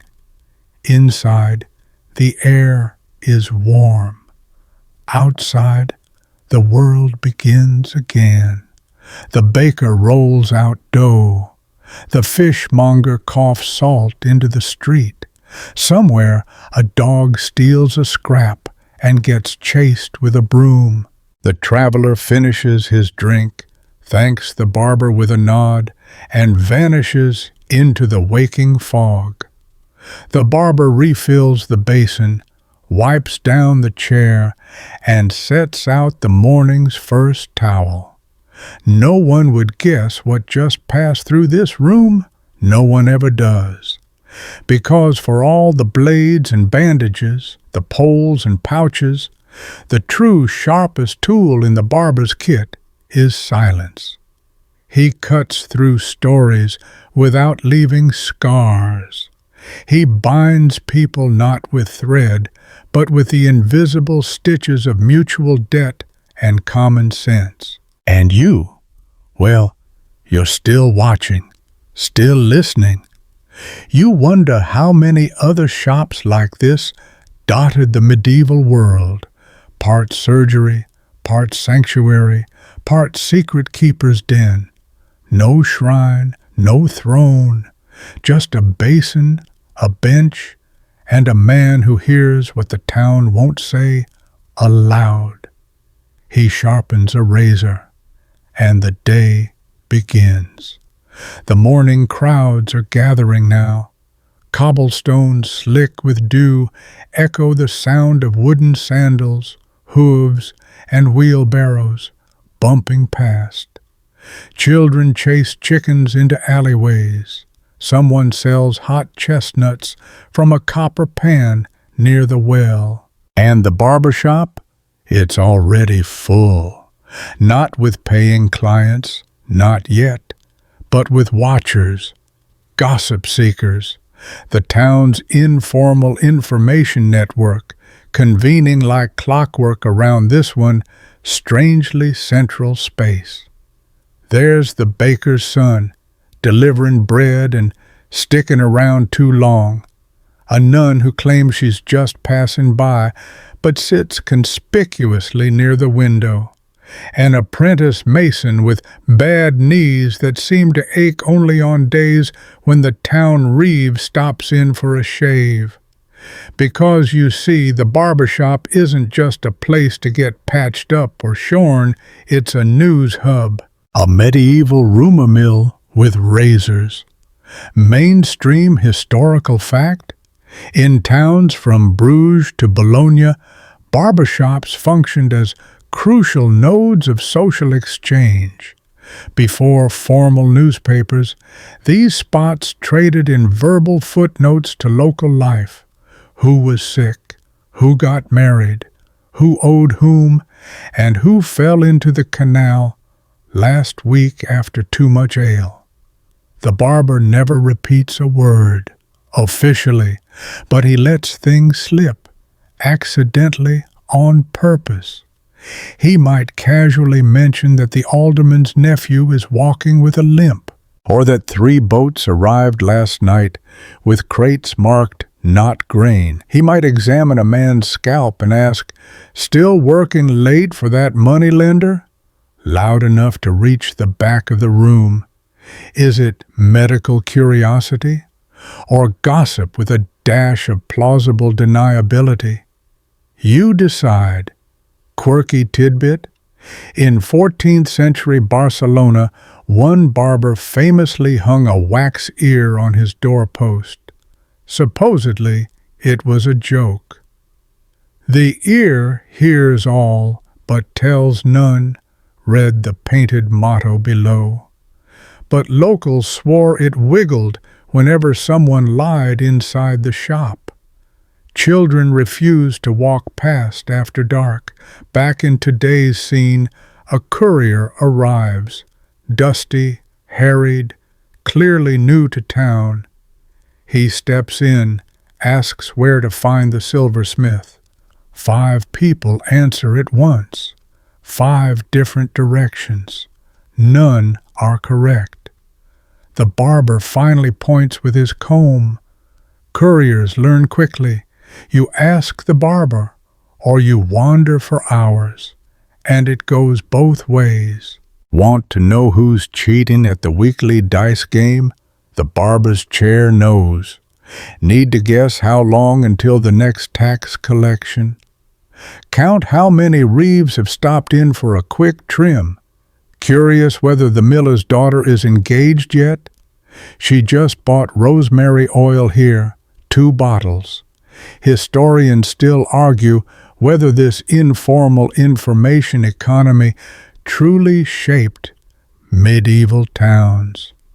Some argue it simply mirrored official channels, echoing what was already happening. Others insist it quietly directed the currents of civic life, nudging reputations, redirecting deals, dissolving or fueling disputes. Either way, in this small space, with its wooden bench and iron shears, truth has a funny way of showing up, shaved, washed, and slightly embellished. The barber treats it all the same. He listens with half a smirk, sharpens his tools, and keeps the rhythm going. One man comes in with rumors, another leaves with bandaged fingers and a strangely better attitude. It's medicine for the mind, some say. Cheap therapy, others murmur. And in a way, they're all right. Even the bishop stops in sometimes, not for confession officially, but to sit for a trim and ask offhandedly if the widow Helene has found new renters for her vineyard. Just checking, of course, totally unrelated to last month's sermon about idle women. The barber hums and answers, just enough to be helpful, just vague enough to be safe. This dance continues as the day lengthens. New faces arrive, some injured, some vain, some bored. A shoemaker with infected blisters, a merchant with split ends and 6 coins to spend, a school teacher with a split lip and no explanation. The barber speaks to each with the same tone, calm, neutral, slightly amused. He never rushes. And somehow, without a clock, the room knows when it's time to leave. One by one they drift out like smoke, wiser, sharper, or simply more informed than before. You watch all this from the side, marveling at how many lives cross in this tiny room, how many futures are nudged here, not by decree or sword, but by word and whisper. The barber wipes his hands on a cloth stained with dye and blood and something herbal. He hangs it near the hearth. He glances at the growing line outside and sighs softly. It's not yet noon. You start to wonder if he'll ever close. Because in a town with no printing press, no courthouse drama, and no formal theater, this is where people come to be seen, be heard, and maybe be changed.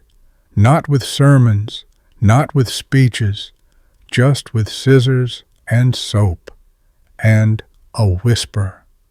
Afternoon sunlight slants through the warped window panes, catching flecks of dust and steam as the barbershop air thickens with rosemary, sweat, and something faintly metallic. It's a lull, a rare one. The morning rush has ebbed, and for a brief spell the room settles into its bones, quiet but alert, until the door creaks again. This time it's a boy, no more than 9, herding in a man 3 times his size. The man limps, his foot's wrapped in ragged linen. Blood seeps through. His face is pale and drawn like a saint's on a church fresco, but less serene. The barber doesn't ask what happened. He doesn't need to. The linen comes off. The foot underneath is swollen and angry, skin blackening at the edges. The boy winces and looks away. The barber doesn't. He mutters to himself, retrieves a basin, pours in water, herbs, and a spoonful of lye. The smell is sharp, nostril burning, medieval antiseptic. This isn't a haircut either. This is damage control, mainstream historical fact. In the 12th and 13th centuries, barber surgeons often performed minor amputations, fingers, toes, sometimes more. Though university-trained physicians avoided blood, barbers got intimate with it. They operated on abscesses, boils, ulcers, and festering wounds. Their blades were steady. Their cures, sometimes effective, sometimes not. The man groans. The barber rolls up his sleeves, dyed russet, now darkened by old stains, and begins. He doesn't saw, not yet. First, he drains the pus. Then he cuts away dead flesh. The boy grips the bench hard enough to leave marks in the wood. You stay still, because watching is easier than helping. This is the side of barbering most forgot, or tried to. The grisly core beneath the clean edges, not the rumors or the remedies or the talk, but the cold bite of metal against rot. And yet, this was normal, expected. Even noble households kept razors sharp, not for vanity, but for moments like these. The barber doesn't flinch. He hums something, low and strange and almost calming. The man passes out halfway through. The barber keeps going. He wraps the wound in cloth, soaked in wine and vinegar. Then he scribbles something on a piece of bark, probably instructions, and hands it to the boy. Boil willow bark, twice daily. Pray to Saint Fiacre. The boy nods like a man twice his age. He's seen worse, probably. Quirky tidbit. In certain towns along the Rhine, barbers were also responsible for public pest control. They lanced boils during plague outbreaks, sure, but they were also called to inspect rats and flea infestations. One Cologne barber even kept a notebook tallying rat bodies removed, complete with doodles. Scholars now call it the earliest illustrated pest control log. The barber sets his tools aside, then scrubs his hands with ash. Not clean by modern standards, but better than nothing. Infection was still a looming specter. Historians still argue whether barbers improved survival rates or merely prolonged suffering. Some say their surgery saved countless limbs and lives. Others suggest many patients died slower deaths, cauterized, drained, and stitched into agony. But in a world with few alternatives, people kept coming. Because here's the real truth. The barbershop wasn't just the most dangerous place in town because of what happened inside. It was dangerous because it was necessary. You couldn't avoid it forever. Eventually, the body fails. Eventually, the wound festers. Eventually, the fever spikes. And when it does, you don't call a scholar in fur robes.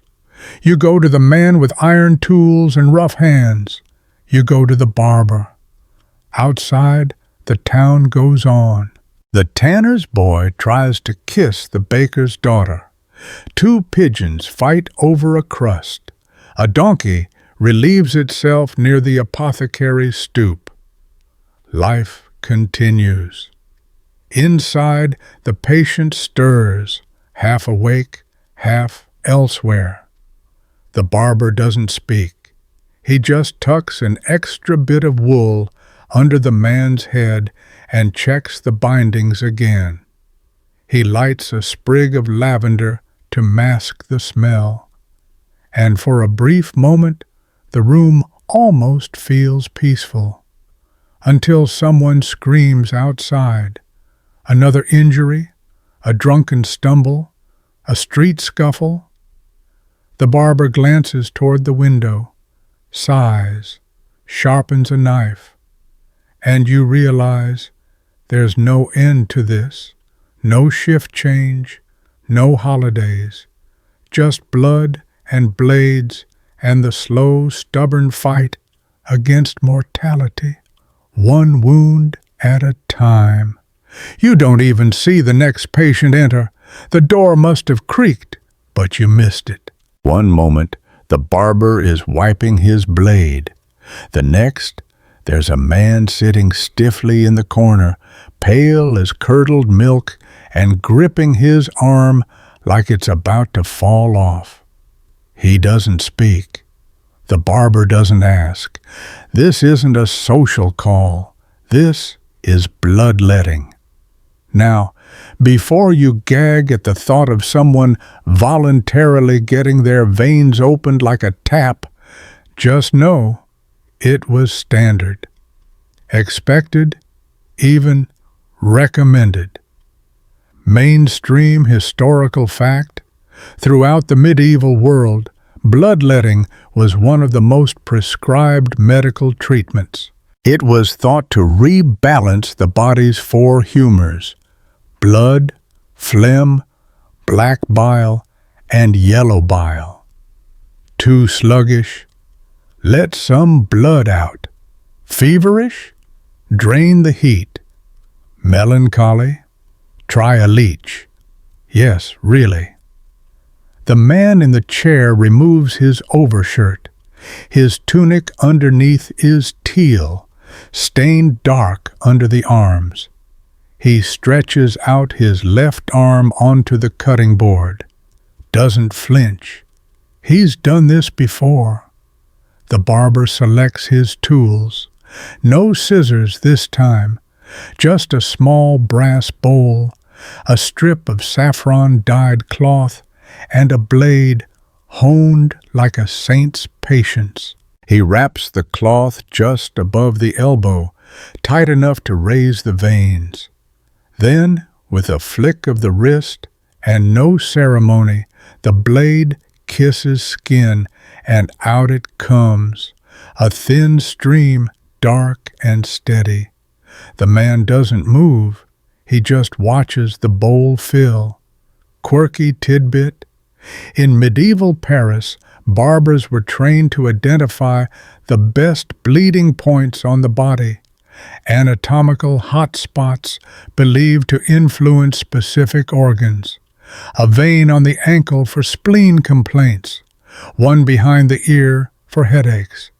There was even a preferred melancholy vein for those suffering sorrow. Emotional therapy, medieval style. Some used leeches, especially in elite households, but for most townsfolk, it was the barber's blade or nothing. And yes, people paid for this, sometimes weekly. Historians still argue whether bloodletting ever had true physiological benefit, or if it was just elaborate placebo. Some studies suggest it temporarily lowered blood pressure or reduced inflammation. Others argue it mostly weakened the patient and delayed better treatment. But for centuries, it was gospel. The barber watches carefully. He doesn't let the bowl get too full. He knows how much is too much. Most of the time, he presses a cloth to the wound, wraps the arm, and sends the man on his way. No words, just a nod. The man leaves, looking dazed but lighter, not just in blood, maybe in burden. Outside, the bell from the Abbey Tower tolls vespers.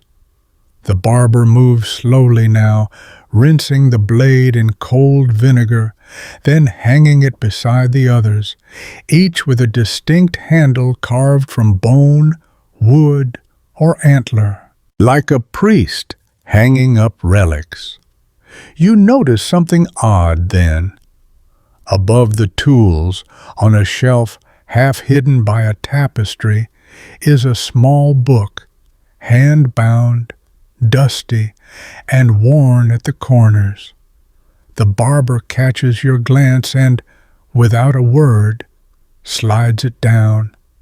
Inside, drawings, dozens of them, diagrams of veins, notes in brown ink, sketches of human limbs with lines drawn like maps. Some pages stained with fingerprints, others blotched with dried blood. It's his own reference book, a personal collection of anatomical guesswork, local wisdom, and hard-won experience. There's a note scrawled on the inside cover. The body lies. The blood tells. You set it down gently. This wasn't superstition. Not entirely. This was pattern recognition, trial and error, a long, slow grind toward something like medicine, and behind it all, the barber. He doesn't call himself a doctor, never will, but he's studied things, watched what works, noted who survives and who doesn't. His expertise isn't written in scrolls, it's written in scar tissue. He moves now with the kind of tired grace you see in people who know too much and sleep too little. He lights another candle. The sun is almost gone. The room glows gold and amber and shadow. Outside, laughter erupts. Someone tipsy, from ale maybe. A dog barks. A cart rumbles past. Inside, the barber sets the bowl to soak and sharpens another blade. Tomorrow will bring more fevers, more boils, maybe a head wound or two, and definitely more bloodletting. Because as long as people believe the body can be purified by draining, cutting, sweating, or salting, there will always be a line at the barber's door. Even now, a soft knock echoes. The barber doesn't look surprised, just nods toward the bench and starts again. The knock was soft, but the entrance isn't. This time, it's a woman, wrapped in a russet shawl, eyes rimmed red, voice tight with something between anger and desperation. She's not bleeding. Not visibly. But she sets a boy in the chair like he's a broken bundle, not a child. He's maybe 12, pale, breathing fast, one leg crooked under him like it's not cooperating. The barber doesn't ask what happened. He never does. He lifts the tunic gently and sees the swelling, the bruising, the way the knee sticks out too far on one side, dislocated, common, painful, fixable, if you're fast, calm, and know the trick. Mainstream historical fact, medieval barbers frequently served as rudimentary orthopedists, realigning dislocated joints and setting simple fractures. They weren't always successful, but when they were, it meant the difference between hobbling for life or healing straight. The barber leans in, speaks low. Hold him tight. The woman nods. She grips the boy's shoulders, pressing her cheek to his hair. The barber kneels, mutters something under his breath, not a prayer, more like a countdown, and jerks. The pop is horrible. The scream, worse. The room echoes. But then it's done. The leg lies straighter. The boy gasps and slumps. The woman kisses his temple over and over, whispering thanks through tears. The barber doesn't bask, just wraps the knee with linen, soaked first in cooled wine. He'll bind it tight later with splints, made from wood shaved thin as wafers and tucked behind the cabinet. He speaks at last. Keep him still, no stairs. Rub vinegar at night. His instructions are clipped, efficient. He's done this before. Quirky tidbit? Some barbers believed that singing a hymn while pulling a joint into place made the process smoother. Not for divine favor, but to regulate the rhythm of the motion. Deo gratias was a favorite. Not too fast, not too slow. The boy doesn't get a hymn tonight, just raw reality. Historians still argue whether barbers who perform these tasks were truly seen as medical professionals or just tolerated because there was no one else. Records show both praise and lawsuits. Some towns even required barbers to display their tools publicly to prove cleanliness. A low bar, but still something. The woman pays in coin and honeycomb. For strength, she says. The barber shrugs, takes both, and doesn't argue. The chair is wiped down, the floor swept, the candle trimmed. The barber pauses only once to press 2 fingers to the bridge of his nose as if holding back a headache or a memory. Then he's moving again, because next comes another figure, hunched and limping, gripping his own hand. The skin is purple, splintered. The story pours out. Woodcutting accident, dropped axe, bones mashed like garlic. The barber listens, nods, and preps the bench. Tonight is injury night, it seems. He doesn't reset the fingers. They're too far gone for that. But he does clean the wound, remove the worst of the splinters, wrap it in wool, soaked with egg whites and crushed rosemary, a folk mix believed to draw out rot. And here's your quirky detour.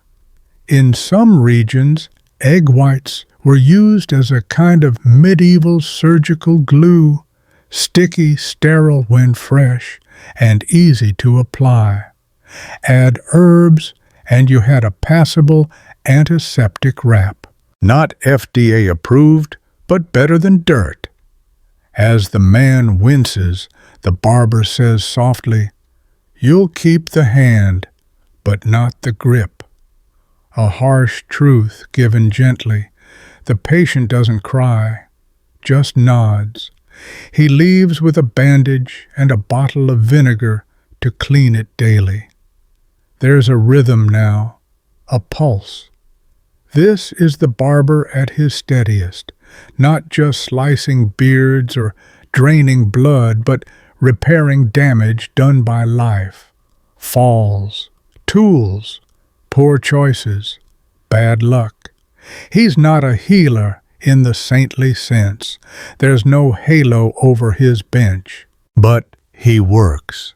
And work, in this world, is salvation. He sighs and leans against the doorframe for a moment. The street outside is quiet now.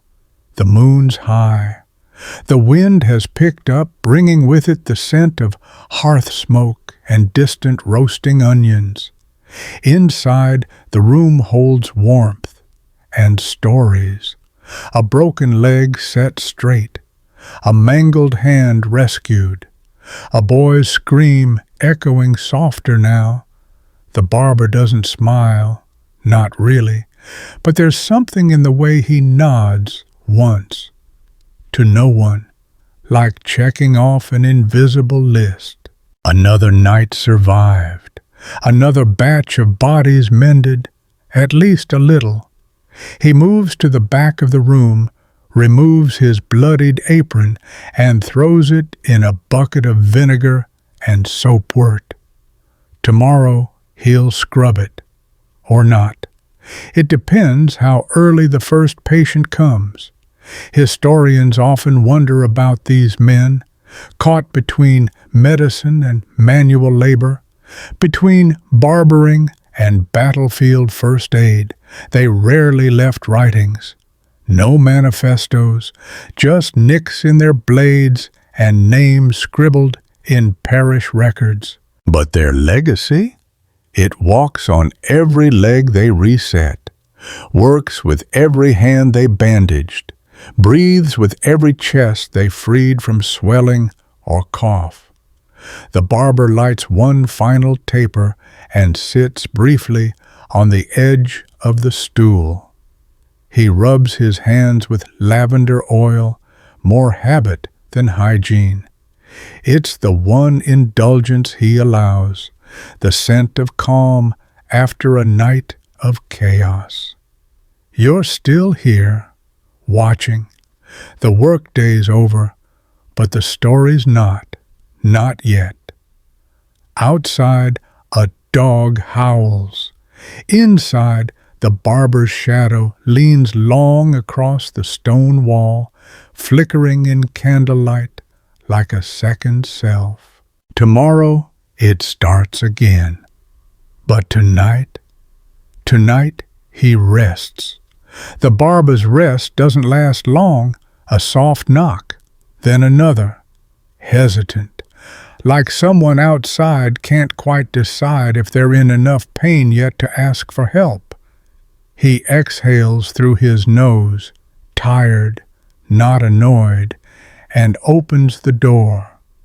It's a young man, pale as linen, one hand cupped against the side of his face.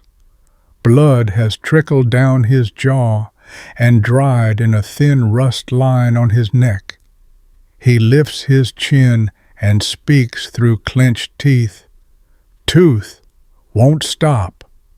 Ah, yes, the real horror show. Toothaches in the medieval world were their own special flavor of misery. No Novocaine, no sterilized pliers, just raw nerve, infected gums, and the primal panic of something deep inside your skull going wrong. Mainstream historical fact: barbers were the go-to tooth pullers for much of the Middle Ages. They didn't fill cavities. They didn't whiten. They yanked. And while some had a decent hand and a cleanish hook, others left behind shattered roots and cracked molars. You rolled the dice, literally, sometimes. Tonight, this man is lucky, or as lucky as anyone in this situation can be. The barber ushers him in, gestures to the chair, and mutters, "Left side." The man nods, sweat beading on his temple. The tools come out, tarnished iron forceps with curved jaws, a small chisel, and a strip of leather for biting. The barber soaks the forceps in wine, wipes them dry, and sets a small wooden bowl beneath the chair. "Hold still," he says softly. "There's no ritual, no prayer, just a swift, brutal twist. The scream is muffled by the leather strap. The tooth comes loose with a wet crunch and a spatter of blood into the bowl. The barber drops it with a dull clink. Long root, dark stain, a little triumph. He presses a wad of wool soaked in vinegar and thyme against the bleeding gum. The man sits frozen, fists white-knuckled, eyes glossy with pain and relief. Quirky tidbit: in some towns, barbers hung extracted teeth outside their shops, strung like macabre garlands on twine to show prospective customers they had experience. The bigger the pile, the more you trusted the man with your jaw.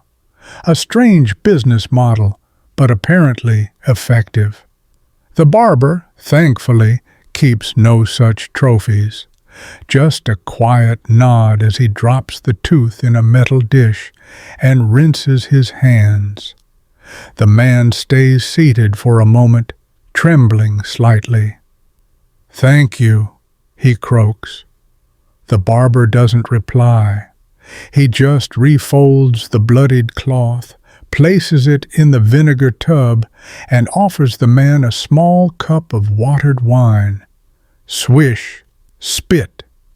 The man obeys. The wine turns red, then pink. He spits it into the fire. Historians still argue whether barbers were seen as true medical figures or necessary but unsavory tradesmen, especially in the case of tooth extraction. Some town records list them with surgeons, others list them right next to tanners and latrine cleaners. Your molar might have come out alongside someone else's pigskin. The man leaves, pressing a coin into the barber's hand. He mutters something about finally sleeping tonight. He limps off into the darkness, lighter by one tooth and a great deal of tension. And the barber returns to his candle and his rag and his silence. But it doesn't last. Another knock.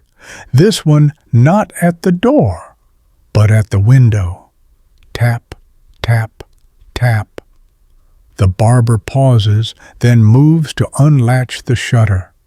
A girl peers in, barely more than 10, eyes wide, hair tangled.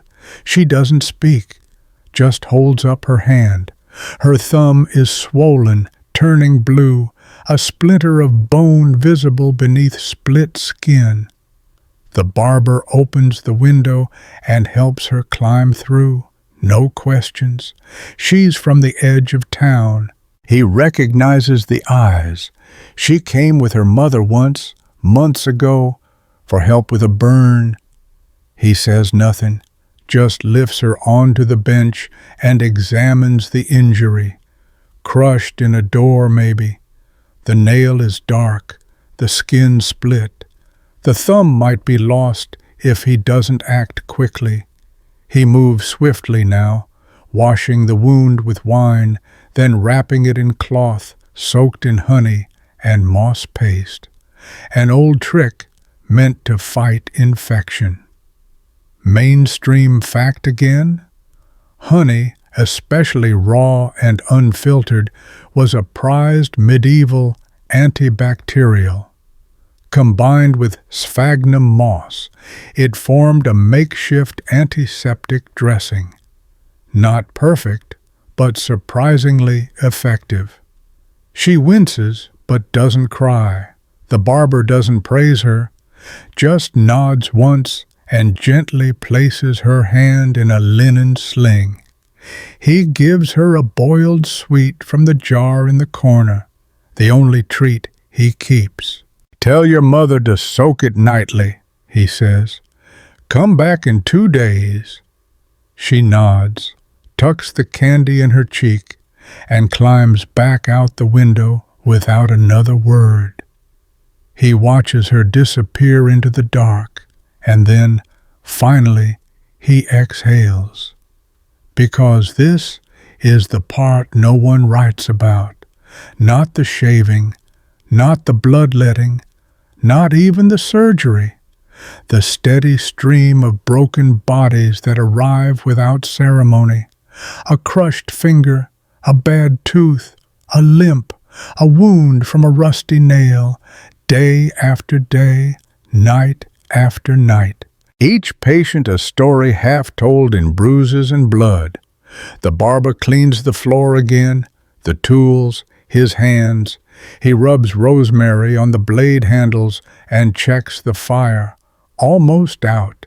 He adds a final log and sits near the coals. Historians may not name him, but his work is stitched into tendons, hammered into joints, and tucked beneath scars all across town. And now, silence. You stay here, watching the firelight flicker against his face. His eyes are half closed. He listens to the wind, the crackle, the tick of a cooling blade. It's not sleep, but it's close. And tonight, maybe, that's enough. It's past midnight now. The fire settled into glowing coals, and the barber finally leans back, just a little, in his creaky stool. Outside, The town is breathless, not asleep. No medieval town is ever fully asleep, but hushed like someone holding their breath. A cat yowls somewhere in the alley. A shutter bangs, then stills. The barber doesn't move. His hands rest palm up on his knees, fingers smudged with soot and lavender oil. Then, soft footsteps. The door doesn't open all the way, just enough for a cloaked figure to slip through. The cloak is deep green, the hem dusted with travel grime. The figure moves quickly, head down, hands hidden. This one doesn't sit. She speaks before the barber even stands. "My brother, he's fevered and babbling." She pulls back the cloak's hood. It's the apothecary's assistant. And this just got complicated. Mainstream historical fact. In towns with more than a dozen healers, rivalry brewed fast, especially between barbers and apothecaries. One cut, the other dosed. And when their domains overlapped, wounds, infections, even childbirth, the tension was thicker than poultice paste. But this woman has come here now, cloak smelling of dried sage and rose vinegar, and she's asking for help. The barber nods once, stands, and begins gathering tools. No blades this time. A basin, a strip of linen, a wax-sealed pouch of dried elderflower and horehound. "Is he sweating?" he asks. She nods. "Shaking?" Another nod. "Talking to people who aren't there?" She looks up.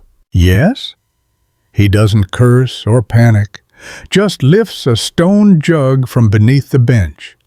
Tansy-infused wine. Strong stuff.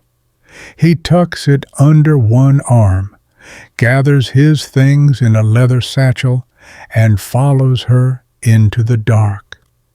They walk quickly through shadowed streets, past closed taverns, past the silent loom house, past the church, its candlelight barely visible through the rose window. At the apothecary's door, she unlocks it. The shop smells of crushed herbs, sweat, and something faintly coppery, sickness. Upstairs, the brother lies sprawled under a blanket.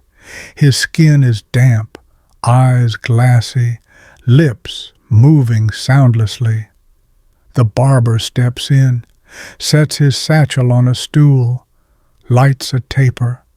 He touches the patient's brow, throat, the inside of his elbow. Then he reaches for a bowl, fills it from a nearby kettle, and begins to prepare the compress. Elderflower, vinegar, a whisper of rue. Not to cure the fever, that's not possible, but to lower it, to pull him back from the brink. Quirky tidbit? Some barbers, when treating fever, placed live pigeons on the soles of a patient's feet, believing the birds would draw out the heat. No pigeons tonight, just science, medieval style. The barber works silently, wringing cloths, cooling limbs, forcing small sips of the bitter herbal wine between chattering teeth. The assistant watches, wringing her own hands now. She's smart. She knows what's at stake. Fever could be 100 things: plague, pox, poison, or plain bad luck. The barber doesn't guess, doesn't diagnose. He just tends, methodical, precise. Historians still argue whether barbers truly understood infection or if they simply learned patterns through practice. Some treatises suggest barbers pass down recipes and routines orally, teaching apprentices not the why, but the how. The how is what matters tonight, because after 2 hours, the patient's sweat slows, his twitching stills, his breathing deepens, even. The barber packs up the satchel, wipes his hands on a clean square of linen, and turns to leave. The assistant presses something into his hand, a coin, yes, but also a wax tablet. In case you ever need supplies, an olive branch, a thank you, maybe even an alliance. He nods, pockets both, and vanishes into the early hours. Back at his shop, the world feels softer. The light gray of not quite morning edges the windows. The fire is dead. The bench is still warm from his absence. He sets the satchel down, unwinds his scarf, and sits. And this time he does smile. Because here's the thing. Barbers weren't just fixers of injuries or yankers of teeth. They were part of a network. Quietly, stubbornly. Lifelines woven into the social fabric of medieval life. People came to them not just when they were hurt, but when they were out of options. And the barber? He never advertised, never hung a sign, never made promises. He simply opened the door when someone knocked. You sit beside him now, figuratively. Watch him rinse his hands in the last of the herbal wine, smell the ghost of rosemary and ash. Hear the faintest bird song beginning outside. The night is almost over. He lays his tools in a row, blade to hook to forceps, each in its place, each with a purpose. This isn't a glamorous trade. No saint's feast day celebrates a good barber, but somewhere tonight a child sleeps easier, a mother breathes steadier, a brother's fever breaks. And that's the barber's legacy. It lives not in scrolls or statues, but in the blood he stopped, the lives he nudged back from the edge, the quiet war he waged against pain, ignorance, and time itself. You lean back now, let the candlelight dim, let the town fade into silence again, because the barber rests, and so can you.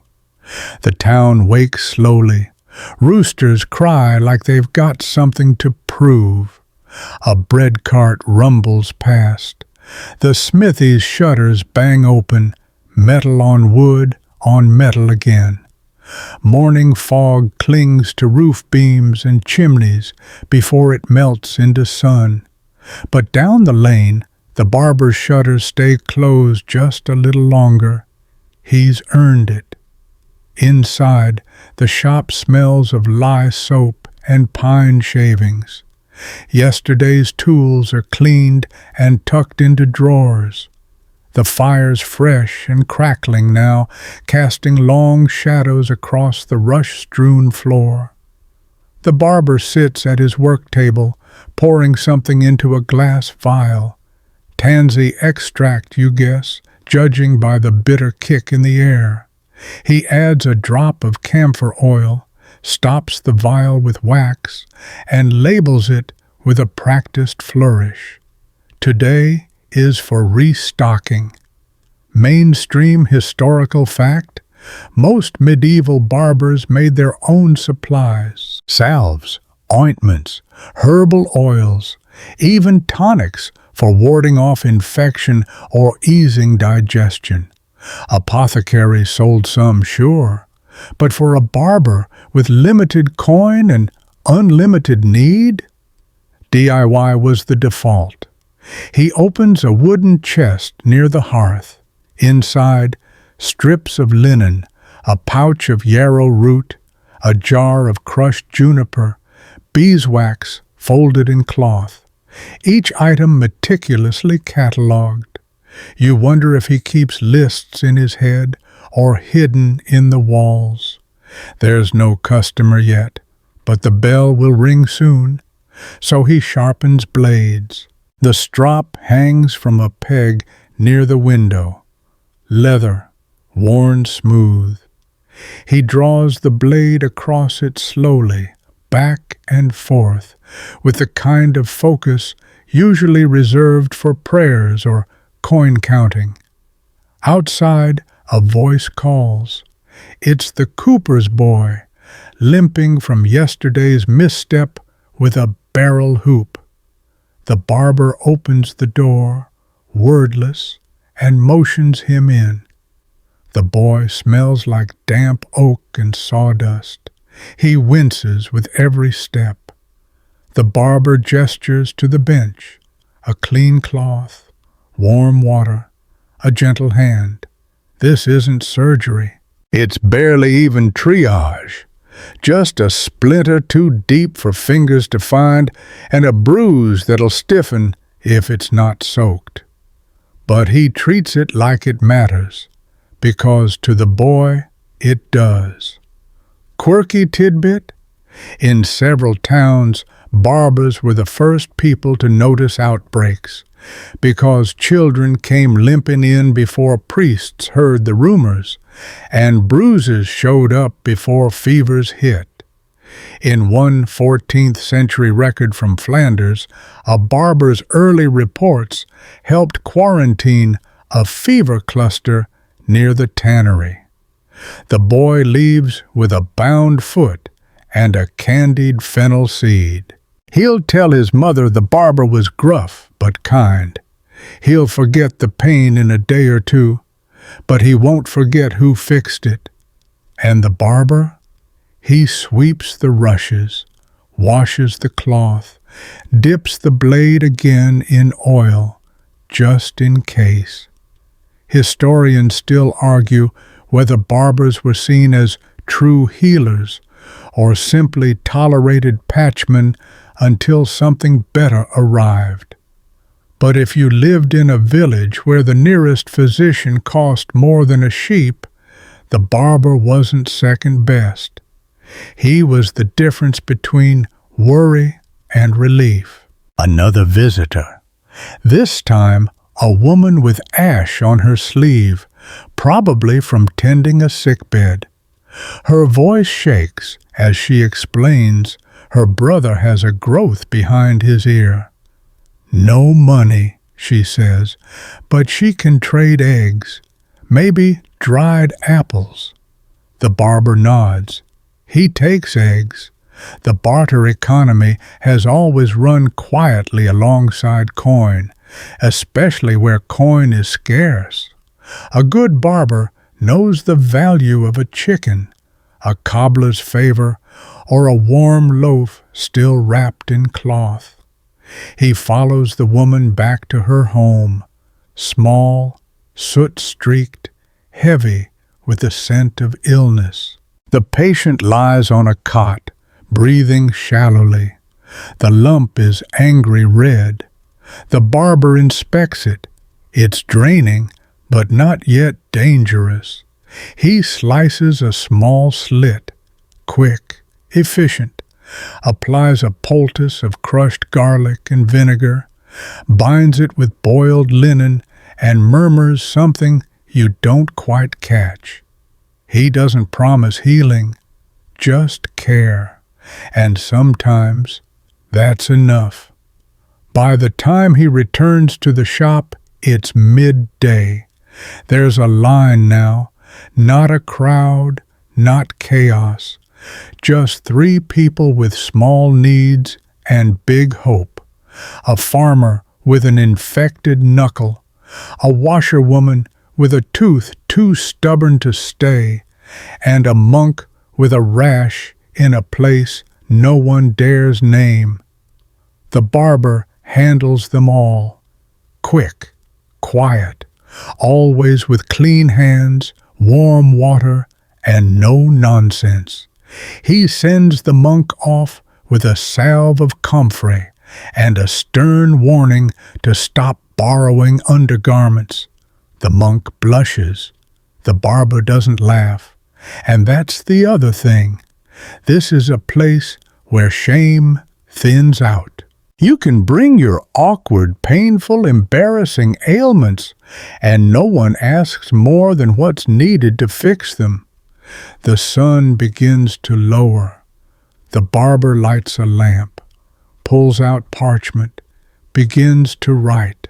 Not a letter, not a record for town officials, but notes for himself. What worked today? What failed? Whose wounds bled more than expected?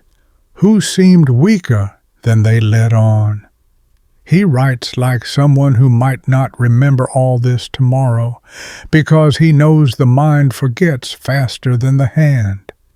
And still, the day isn't over. A midwife arrives just as the lamp flickers. She needs help, delicate help. The child is breech, and the mother is already laboring hard. The barber doesn't flinch. He follows her into the night. The house is dark but loud. Someone is praying in the corner. Someone else is boiling water over an open fire. And the mother, the one whose baby won't turn, is gripping a rag between her teeth so hard it started to fray.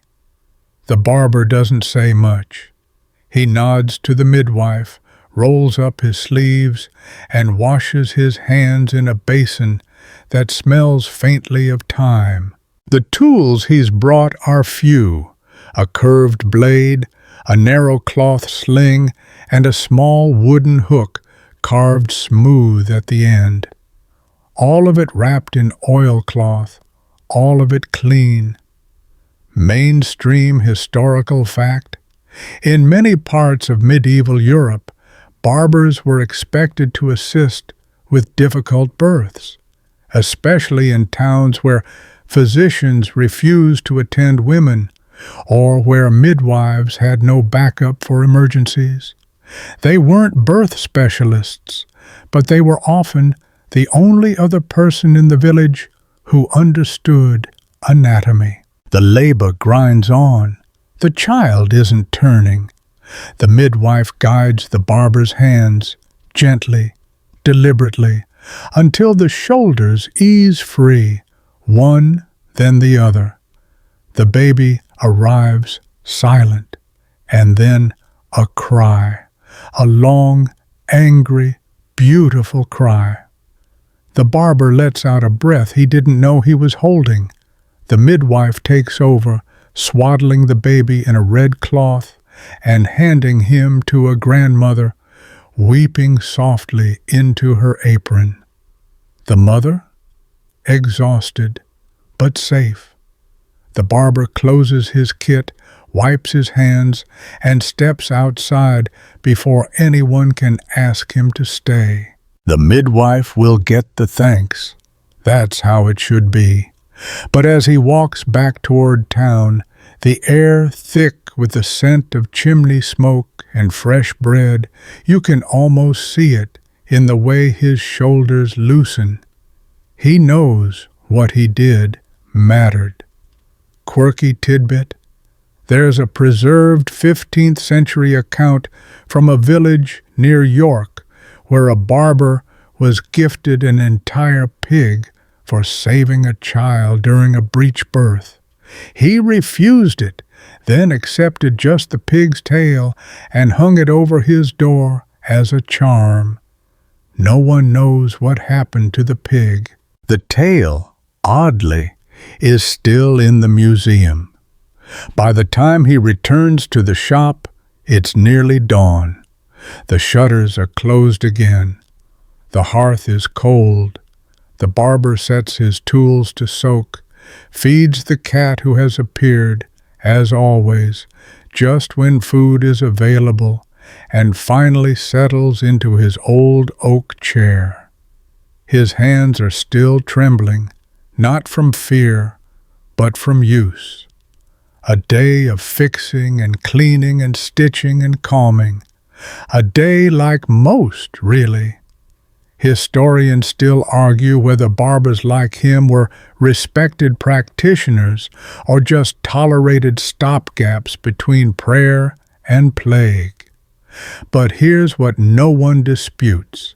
People came, and they kept coming, because they had no one else, and because sometimes, even when it was messy and dangerous and done with vinegar instead of anesthetic, the barber got it right. He dozes now, just a little. The cat curls against his foot. Outside, the town stirs again. Another cart, another bell. Soon, someone will knock. Another boil, another tooth, another fever. But for this moment, the shop is quiet, and so are you. Wind down, 300 words. Let yourself breathe slower now. You've walked through the grimiest and strangest corners of a medieval barbershop, dodged blades, flinched at tooth extractions, blinked through bloodletting, and winced at more than one questionable ointment. But behind all the gore and jokes and camphor-scented cloth, there was something else too. Steadiness, ritual, care. These were not places of glory or glamour or even safety. They were places of necessity, of hands doing their best with what little they had, of tools cleaned in soap and prayer, of people trusting someone who, at the end of the day, may have had no more training than experience and a strong stomach. But sometimes that was enough, maybe more than enough. And if the barber got tired or angry or scared, he still opened his door the next morning, sharpened his blades, lit the fire, waited for the knock. So now, with the shop quiet and the fire dying low, you can let go. Let the flicker of torchlight fade behind your eyes. Let the scent of warm bread and thyme drift past. Let the sound of snipping shears and distant bells become a soft hush in the corners of your thoughts. You're safe here. No more tools tonight. No more blood. Just stillness and the knowledge that someone, somewhere, was always ready, even in the strangest, scariest, sorest hours, to patch the wound. So exhale slowly, rest your eyes, and sleep well.